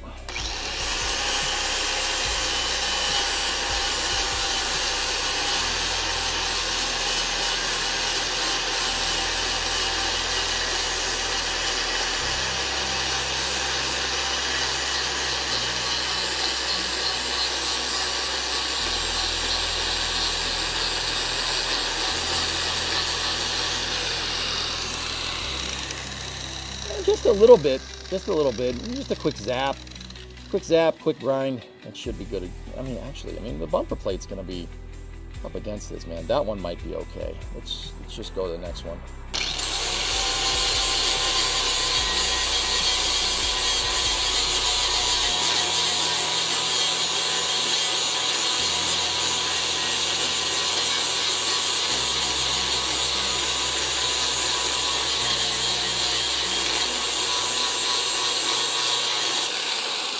That one's all right. That one's perfect. All right, let's do this one.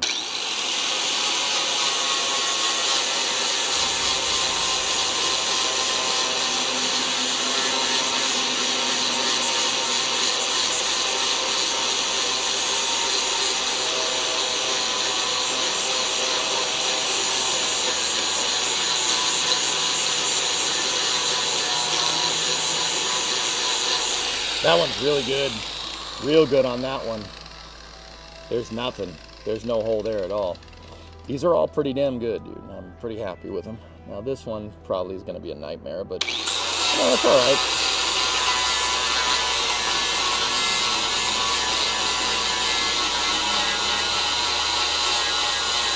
You have to do a second pass with the welder. You got to do a second pass with the welder. That's the way she goes, bud.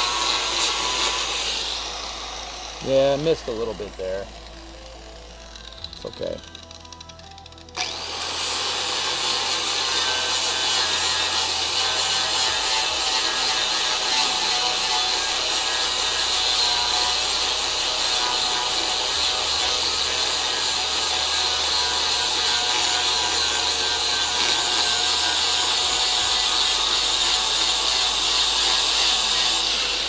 That one's all right. Just a tiny little hole. Let's see, some of these are a little too big, but that's okay. These are still good welds. They're fine, but I really want this to seal up because this is the whole back of the car. This thing holds the back of the car together. We really need these to be strong.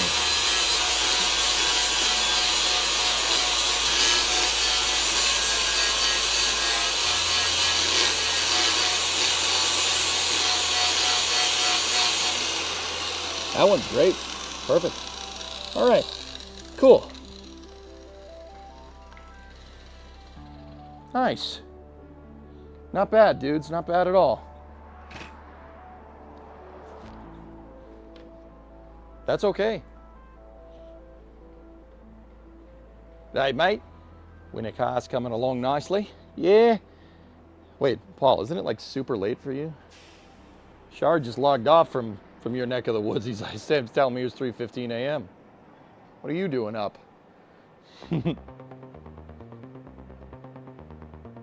YouTube chat is alive. Thank you, Outdoorsman.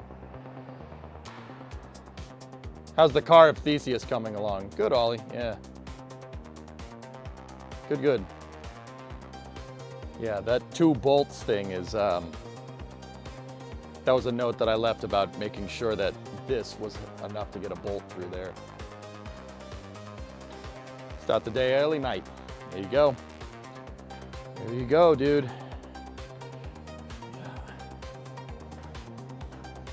I missed a little bit there. That, I mean, don't get me wrong, that's still good, but see, the reason why I'm so paranoid about these little things is because, you know, if the car is parked outside at all, right here, and, you know, it's a wet morning, like it's humid in the morning, or you get condensation, it's gonna form in there, and it's gonna rust it.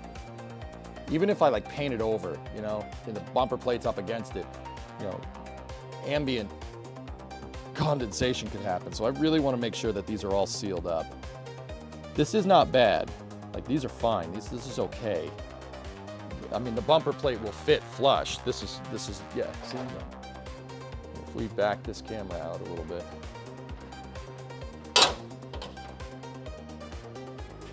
Plate is perfect. And there should be a gap here for what it's worth, if anybody's wondering. This shouldn't be like flush up there. Yeah, that ain't bad. That's good.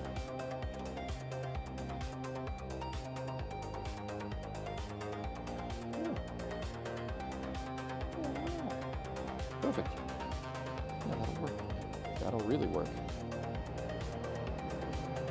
Good, good, good, good, good, good. Excellent. But see, like if this is sandwiched up against that hole right there, you don't want that happening. You don't want, like, water will get there because it's ambient temperature. You don't want none of that. I was playing Catan with D and KMR until 4:15 a.m. You were playing Settlers with them? Nice. Use fluid film? I was gonna seal it up and then prime it with Steel It, guys. The Steel It primer is weld through primer. We could fluid film the weld through primer, but yeah, the weld through primer is how I'm gonna make sure that this really, really won't rust. I'm just gonna give it its best chance. And it is dry in here, in the garage, it stays pretty dry. So the other thing I'm gonna do is put undercoating on the inside of the frame rail channel so they don't rust. Dude, when we took this thing apart, I mean, Mopar, in the 60s, man, car manufacture was completely different. The way they went about things, like, these were made cheap. That's why, like, not cheap as in like bad quality, like the quality's okay, it's pretty good. But they built them as fast as they could. And sometimes that meant not painting things. The inside of the frame rail channels were never painted from the factory. Even me layering in Steel It in there, like if you see, I've painted all in there. There's rust preventer in there with Steel It on top of it to encapsulate everything on both channels, right? Just doing that is good enough. Like, that's better than the factory. This will last another 50 years, hopefully. You know, that even just putting paint in there, that's just an extra layer of protection, and you should always use protection when we're talking about rust. See, or else that's gonna happen.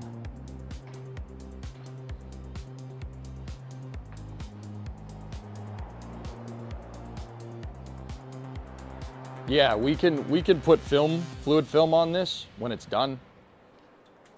I was thinking I want to undercoat the whole bottom of this thing. I don't want this rusting. But then again, it's not like I'm going to drive it around it's not like we're driving it around, I'm going to drive it around in the wintertime. So, I don't know, take that for what it's worth.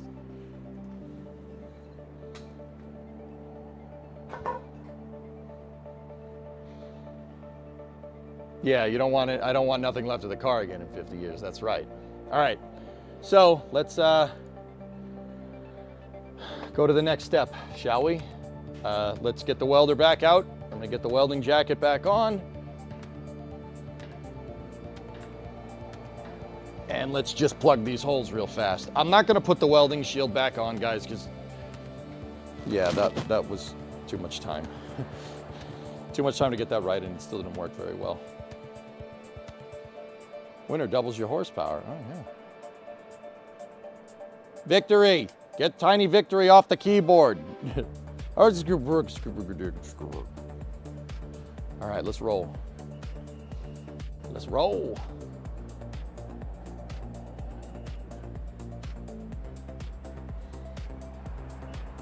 Get the welding mask and the gloves.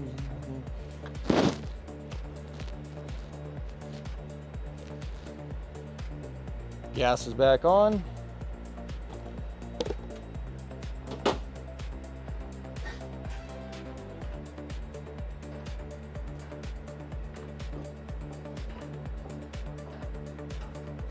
Grounding strap is back in. Let me get the welding gloves. And I'm just gonna zap a couple of these holes. That's all. Yeah, just drop it. It's not like it's delicate or anything.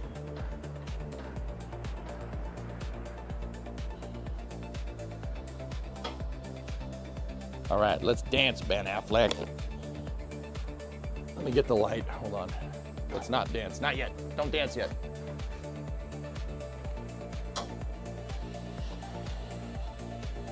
So you guys know the drill. I'm just gonna zap up these holes, make sure they're good. Like that one is probably fine. That one needs it, and there's one over there that needs it. So.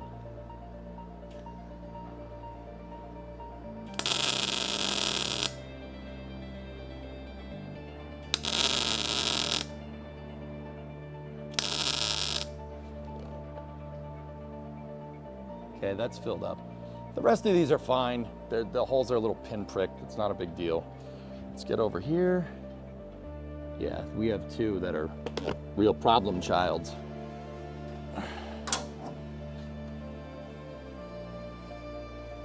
Let's get this one first.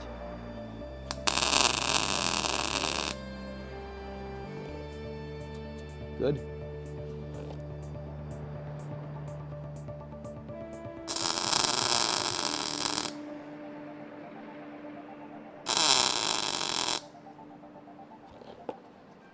Okay, she's zapped up.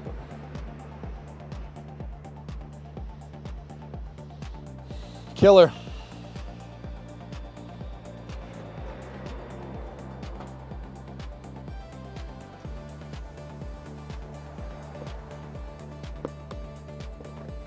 All right, let's get back with the grinder again.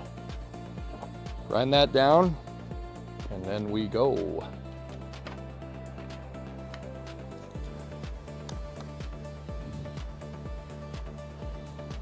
See, I just did a little zapperino in there and just two little tacks to just fill everything up. The rest of these are fine. That's all good. Let me get the grinder out. We'll just zap that one and that one, and we'll be good to go. Once again, with the flap disc, guys, it's loud, so headphone users, just be advised, this thing is loud.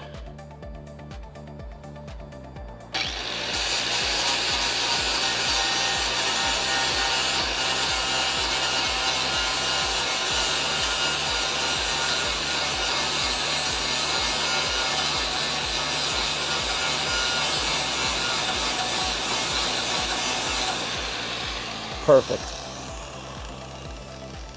Yeah, that's fine.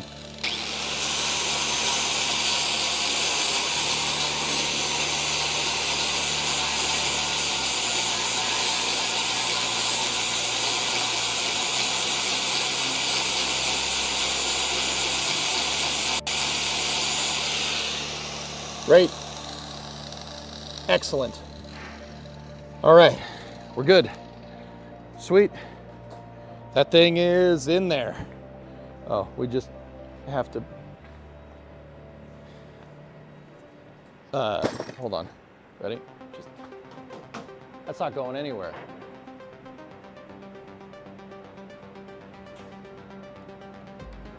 Okay, So now what I'm gonna do, I'm just gonna clean these off. Then we're just gonna hit them with the, hit them with some spray paint.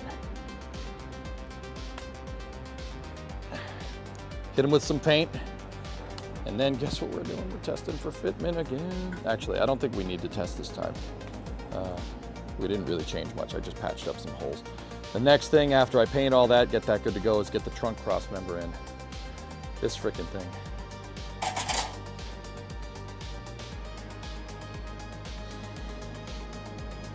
So yeah, that's gonna be a whole thing. I think I got a good way to do it though. Looks like a good job to you. Thanks, Clayton.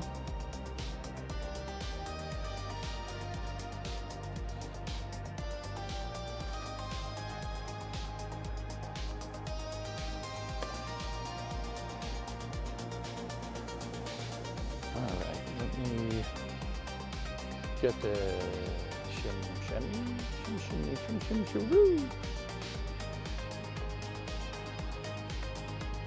Just gonna get a dirty shimmy and just clean these things off. Get any crap on here. Just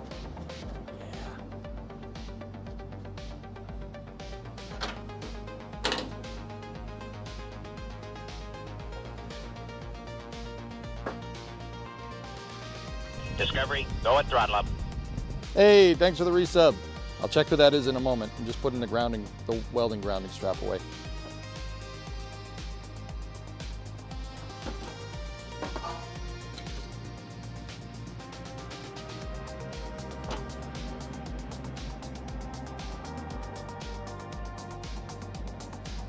Username, 65 months. Has Viasat launched yet? No, we got 3 launches today. We got an Electron launch, we got an Atlas launch, and a Falcon launch. So yeah, I'm thinking, you know, we got 3 launches. Let's do a nice long stream today, and we start in the garage with the car.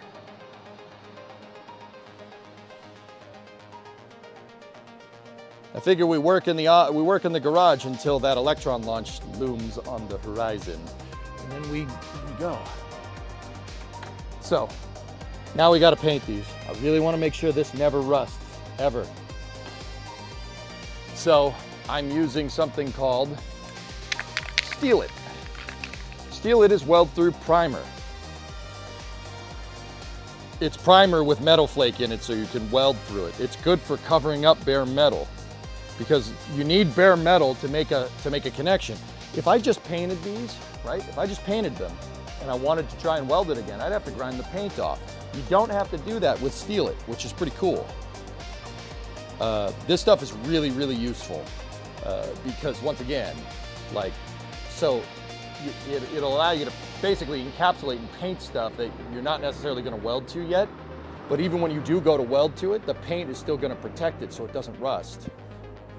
So what we're going to do, just go in here and make sure that's all fine and dandy, and just give this a little.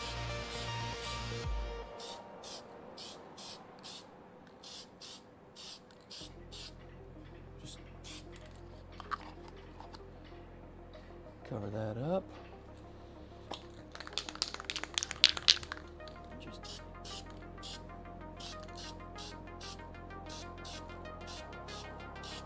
Just cover up all the bare metal. There we go. That's it. That's all you got to do. Now we got to clean the tip of the spray can so the paint doesn't dry in there. And then spray it upside down so the aerosol cleans it all out. Good. Perfect. I'm honestly kind of excited for SpaceX this month. Falcon 9 has a good chance of becoming the first US launch vehicle to launch every day of a calendar month this November. That, you know what, dude? That wouldn't suck.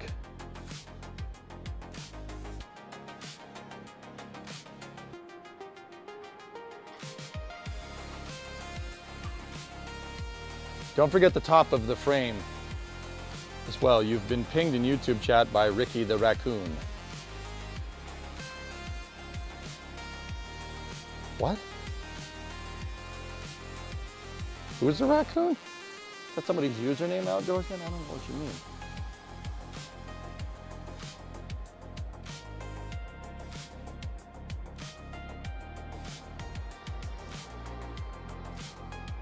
It's a joke. Brother, okay. All right. Thank you. Thanks, Ricky. The top is fine. That's fine for now. Do you think the other pad's OLM is lifted today? Yes, Logan. I said yesterday that it's going to be lifted. And it will. It will be lifted. Good. Excellent, man. Good progress.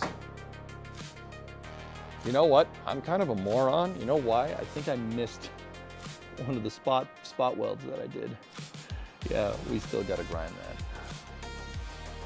I'm an idiot. That's okay. You don't want to grind through wet paint, so just let that dry for a second.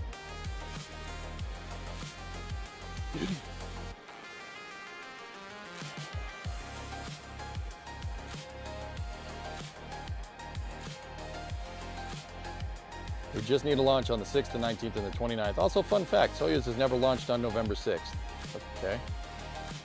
Huh. Good to know, man. All right. Excellent, dude. That looks good, man. It looks good. That looks like from the factory, man. How fast does that stuff normally dry? 2 to 3 minutes? No, it takes 15 minutes to flash, but we can, Clayton, what we can do is we can help improve its odds with this.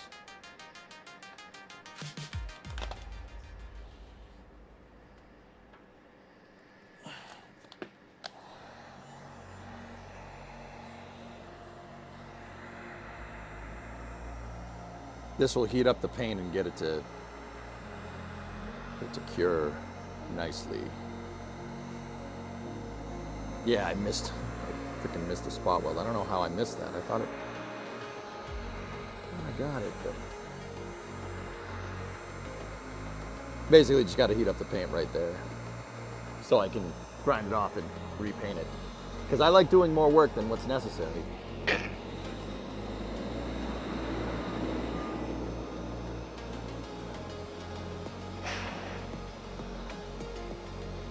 The mic is a bit low. You sure about that? It's like right in my mouth, dude.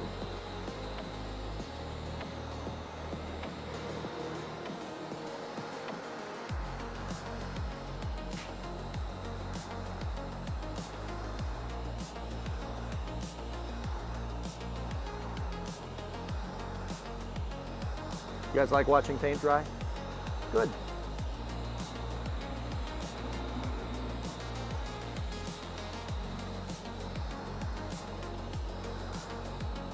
If anything, music in Starbase is a bit loud. Okay, I can turn it up over here. Hold on.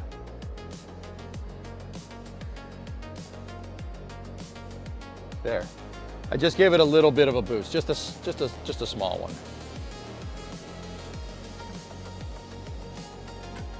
That should be at least just a smidge louder.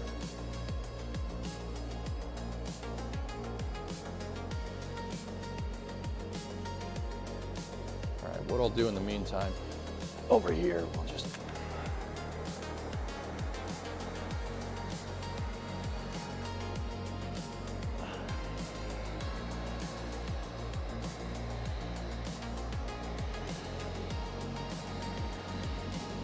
see what you got to do here, because what they would have done is spot weld this from the factory. What you got to do here is make sure that that's flush. You got to make sure there's no topography to it, because with a spot weld there wouldn't be any.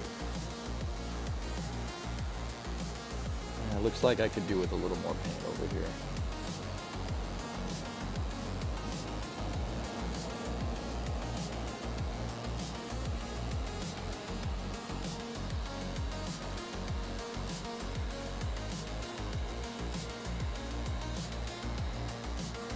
Yeah, there's a little bit of spot that I missed. Okay.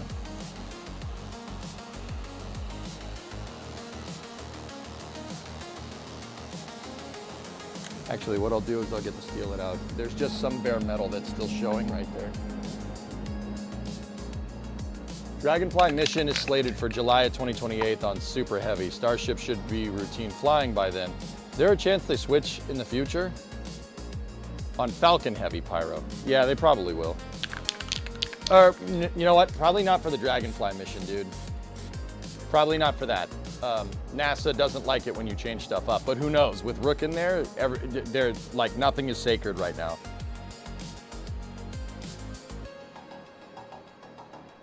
Ricky is a raccoon that loves sweets and loves being a nuisance. Oh, yeah. Can't have that.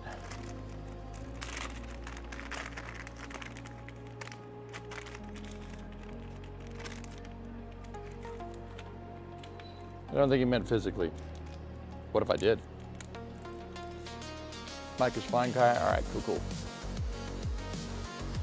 First time coming into the car stream, what's the plan today for the body work? Well, see that thing that's kind of gray and black, this horizontal piece right here, Nuclear? I zapped that thing in.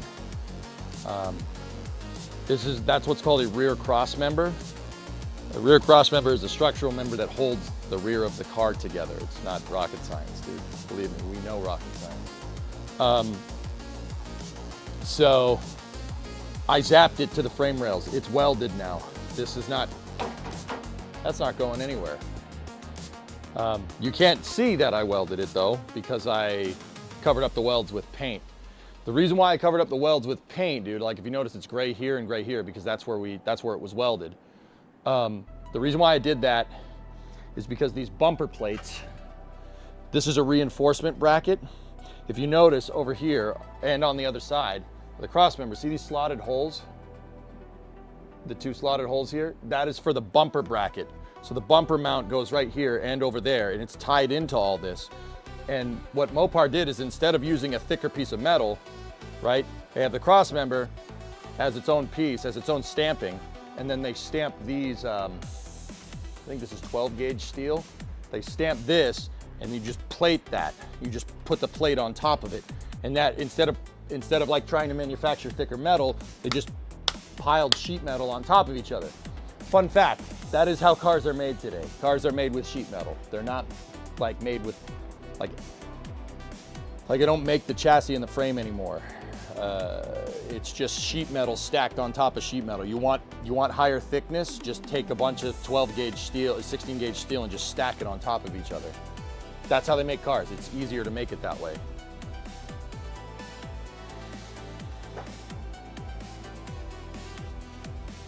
Might have missed it, but did you resolve the left frame rail alignment?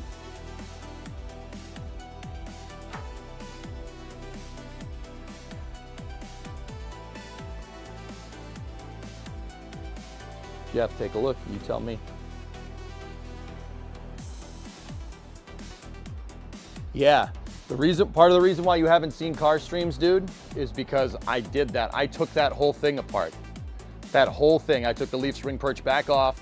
I took the cross member off, and I repaired the frame, the channel on the frame rail. I didn't like my first time doing this. First time I made a pass here. So if you look, you can see that I kind of stitch welded this channel piece right here, because these were not level. This thing was not level, and because this wasn't level, because this side was lower than this side, the trunk was sitting weird on this. So this is the factory. You can see where the spot welds were. This is factory up until this point. And it's level from here back. I did get this part of the thing right. From here to here, we didn't get right. And because I didn't get that right, when we went to put that leaf spring perch in, coupled with the weird bracing that I did, this thing was tilted out.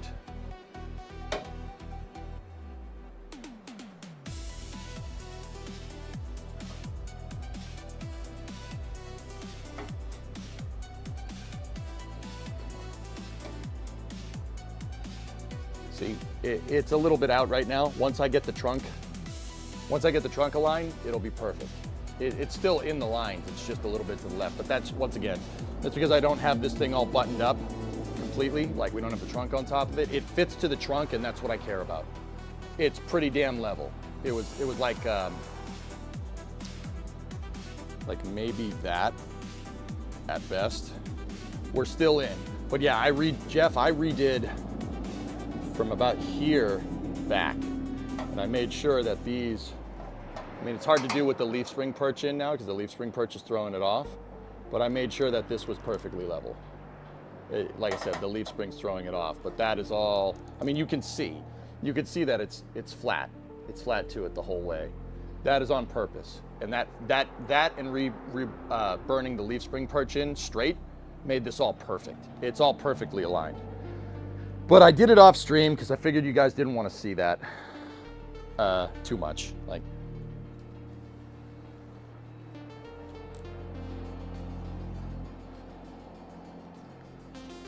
but yeah, I mean, dude, even sitting here and kind of looking at it, right? Would you just look at it? You can tell that that's level. Like, you could just, if you just look at it with your eyes, you can see it's level to the rest of the car. Like before, it was definitely not. Might have missed it, but okay, I already did that. Rest, you're off for a bit. I'll be back for the launches. Yep.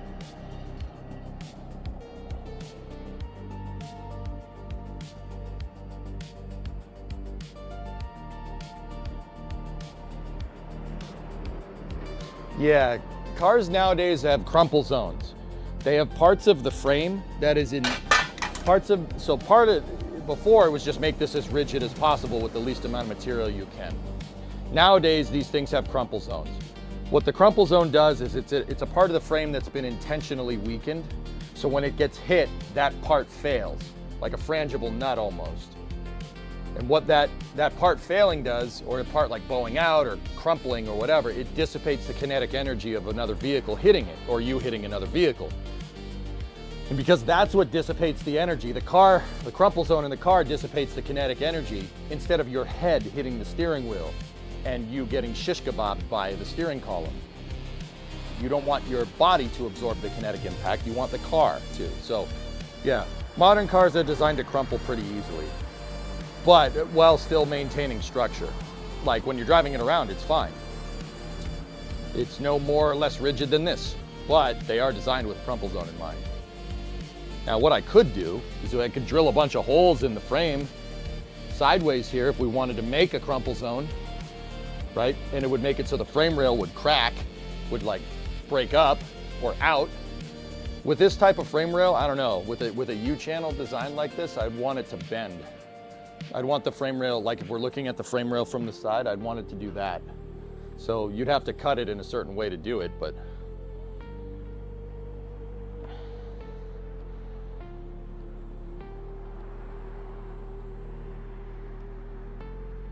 Hotbox, your dad used to be a tow truck driver, got called into a lot of accidents in the 80s. He told me stories that, dude, yeah, you know, like with cars, like you tend to be like, well, they don't make them like they used to. Oh boy, they don't make the damn cars like they used to anymore. No, you want crumple zones. Trust me on that one.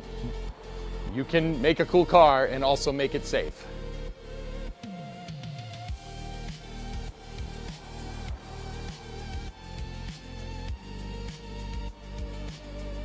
So, all right, that paint should be tacked enough. I'm just gonna hit that with a grinder once again, and then I'll repaint it, just that area, and then we'll go.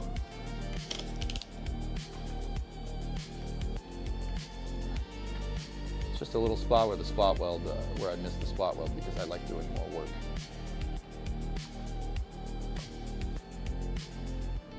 And one thing that I should say, dude, like I can't give this car a crumple zone or anything. I don't think I'm smart enough to be, well, I mean, we could probably figure it out, but I'm going to make this car as safe as possible. Like if you're gonna drive it around in Boston, so that means like, I want better brakes. It has drums, and there's nothing wrong with drums, but I'd prefer discs, at least up in the front of the car. I would want, believe me, you don't, if I can figure out a way to piece together the ABS from the Dodge Ram and put it in here, I'd do it. I mean, that's much further down the road, but you know, I got a Dodge Ram outside that I'm gonna part out, and I'm gonna use parts to not fix this car, to make this car cool. So like I'd love like modern seat belts, like over the shoulder, modern seat belts. Yeah, collapsible steering column. Yeah, do all that stuff. I'd prefer to do all that. So like modern seat belts. You know, obviously we're probably not going to do a crumple zone. You know what I mean? But Yeah, modern seatbelts. If I can hotwire the ABS to work with this, I'll make it work with this. I'll do that. I would love to do that. It would be nice to have anti-lock brakes with this car.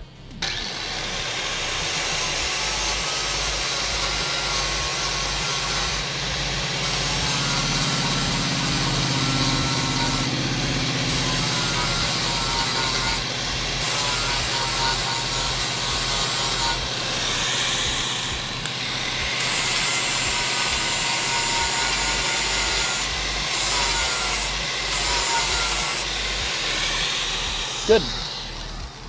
All right, sweet. I'm just gonna zap that with the Steal It real quick, and we should be good.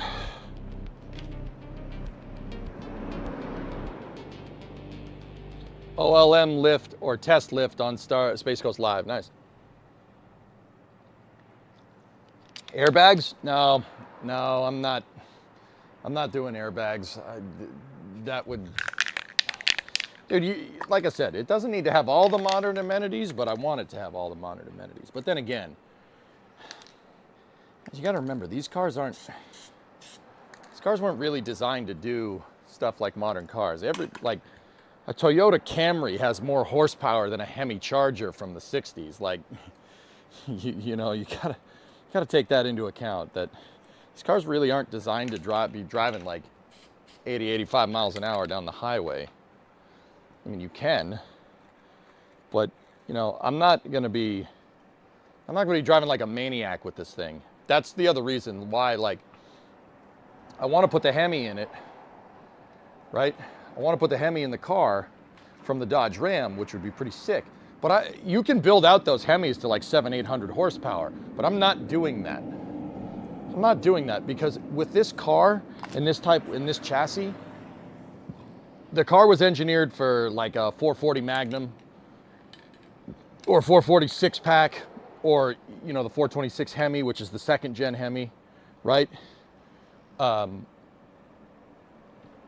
is,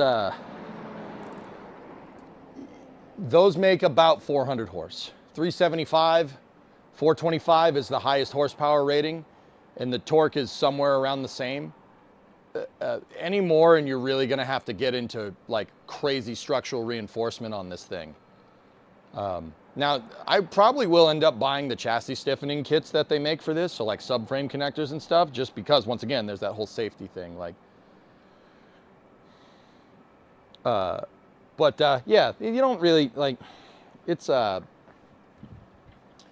not going for, this isn't a dragster, you know what I mean? It is, I want this thing to be capable, but, I wanted to get decent enough fuel economy. Like, with the modern Hemi, it'll be all right.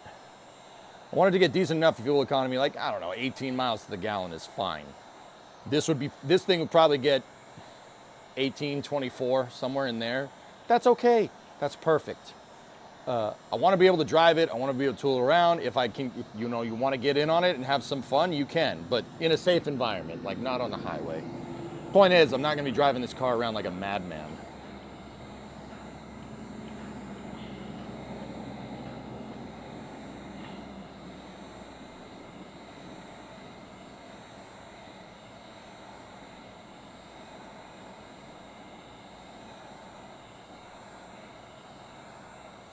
Cool.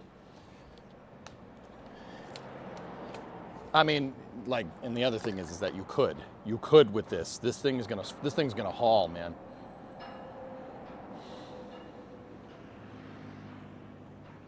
Yeah, there's so much torque, the chassis twisted off the line. I mean, Tessa, he's not wrong, dude. Like, okay, so Vin Diesel's Charger is a 70 Charger 500. It's got a 426 Hemi in it, and it's got an 833 behind it. With a, so if that car came like that from the factory with the Hemi and the A833, it would have had a Dana 60 rear end. And then he built it. It was built and supercharged on top of that. If that thing didn't have like traction bars or a chassis stiffening kit, an 800 horsepower blown Hemi will absolutely bend the chassis. Dude, the whole car will just go like this. And eventually you drive it around the road and whatever wheel is in the opposite direction that the motor is spinning will end up being off the ground. I've seen this. I haven't seen this happen in personally. I've seen YouTube videos about this. The Roadkill General Mayhem Charger, which is a 68 Charger. They put a Hellcat Hemi in it, making 700 horse. And they didn't reinforce the chassis, Tessa. I don't know if you've ever seen the video. That 700 horsepower Hemi made the front frame rails do this. It knocked the front right frame rail up because that's in the opposite direction. The motor spins, and when it spins, it torques the car that way. It gives torsion on the chassis, and it went up. The right front frame rail on General Mayhem went like this. And I watched the YouTube channel. There's a YouTube channel called Junker Up. It's run by a guy named Chris Birdsong. He did the fix, and he fixed General Mayhem. He got everything realigned, but dude, that frame rail was like this. You had to like ratchet strap the thing to his house to get the thing to bend back into position. You'll end up with lumberjack, yeah, which is cool, but I don't want that. The other thing that I'm going to do is you can buy sway bar kits for this car, front and rear. Sway bar kits, you know, poly bushings. Dude, I'm gonna make this thing ride like a Cadillac, but it'll go if you need it to. Your haircut makes you look like you're a mechanical analyst at NASA, and I drive a 64 Impala. Yeah, it's a nice car. Yeah, dude, I wanted to clean up. It's like I had a terrible week last week, and you know, like last weekend, this past weekend, I kind of looked in the mirror and I'm like, I've had an awful week and I look like a hobo. So, you know, let's get it right. So I cut my hair, got rid of the beard. Yeah. Rides like a Cadillac and stings like a Beamer. She looks like a steakhouse but handles like a bistro. Don't do poly, get the best rubber bushings you can. Yeah, I mean, yeah, we could do that. Oh, the other thing is that, yeah, when we do go to do leaf spring purchase, I'm gonna need to make new shackles. I'm gonna make new ones with grade 8 bolts, and I'll weld the bolt in. These are, what's the way to say this? Titanic. This is 1/4 inch plate steel, and it looks like cheese.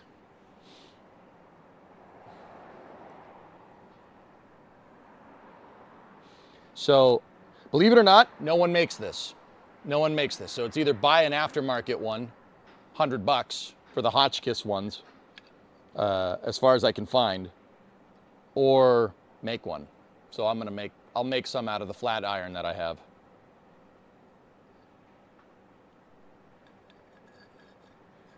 I want this look on NSF. Looks more like a real person. Well, there you go, Happy. Yeah. I am on NSF every Friday. Suspension mounts, poly, yes. So there are no body mounts. No, it's a unibody car. There's no body mounts, dude. Yeah. I mean, poly will make it handle a little bit better, but you know, it won't. Yeah, now that I'm thinking about it. Poly, we're talking about the bushings. So, what are bushings? These things. So if you look, right, there's a bolt that goes through here, and see the rubber? The rubber is what kind of holds this in place and allows it to, these rubber bushings here absorb road vibrations when you're going down the road. Polyurethane bushings will make the car handle better, but it'll induce a lot of vibration. So, you know, I said poly. Now that I'm really thinking about it, yeah, if we want it to ride better, we need rubber bushings. You're right. You guys are right. But yeah, good stuff. I gotta make new shackles. We can do that. I can do that out of flat stock. I have flat stock left over from when we did the racing rig. See, we'll make the new leaf spring purchase out of this. This is a 1/4 inch flat stock. It's what that is. It's the same thing. And then I'll get 2 really, really good grade 8 bolts, and we'll put the bolts through. So we'll cut it to size, put the bolts through, and then I'll weld the bolt together. I'll weld the bolt to the flat stock around the head of the bolt, and then we'll make another side, right, with the same thing, and then we basically remade them. I'll even put the cool curves in them. Music ended, by the way. Thank you. Let me go restart the music, and we will keep going.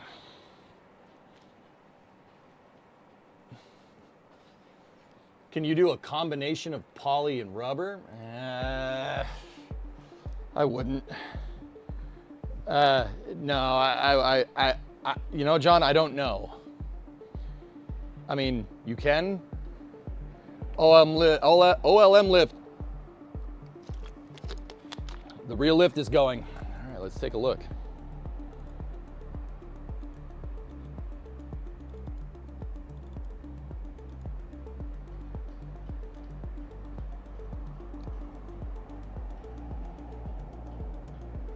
What happened to your head? What do you mean what happened to my head? What do you think happened to my head?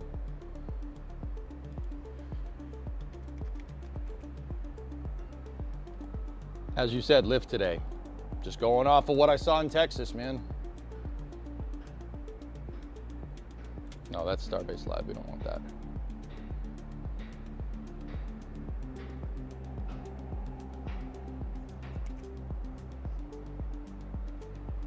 Now Space Coast Live.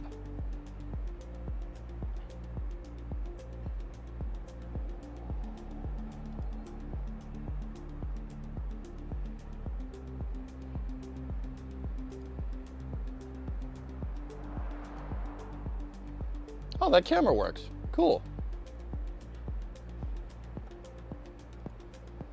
So this is coming from our buddies over at NSF. There we go. Oh yeah, there it is, man. You can mix and match poly with rubber, but that car probably needs all the bushings replaced anyways.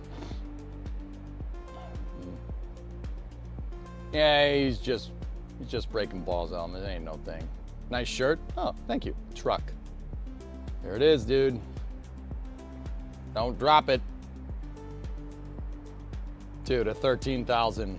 It's a 13,000 with a boom. The derrick and the mast. So see how the crane isn't very tall? It's not very tall, but it has that secondary piece, this thing right here. See that? That's the derrick, and then the mast is down the bottom. If you're running a derrick and a mast with your lattice crane with a short boom, that means you're not moving something particularly far, but you're moving something that's really goddamn heavy. I mean, yeah. Isn't goalie in that crane? No comment. Going for dinner, see you in an hour. All right.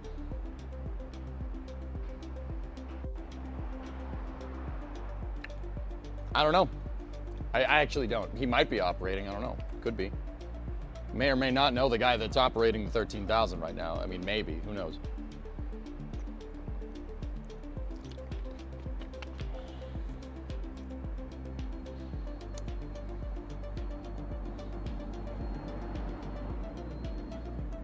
The amount of weight on it, dude. Yeah, look. You can't see it because my camera's in the way. But look right here. Like right where my hands are.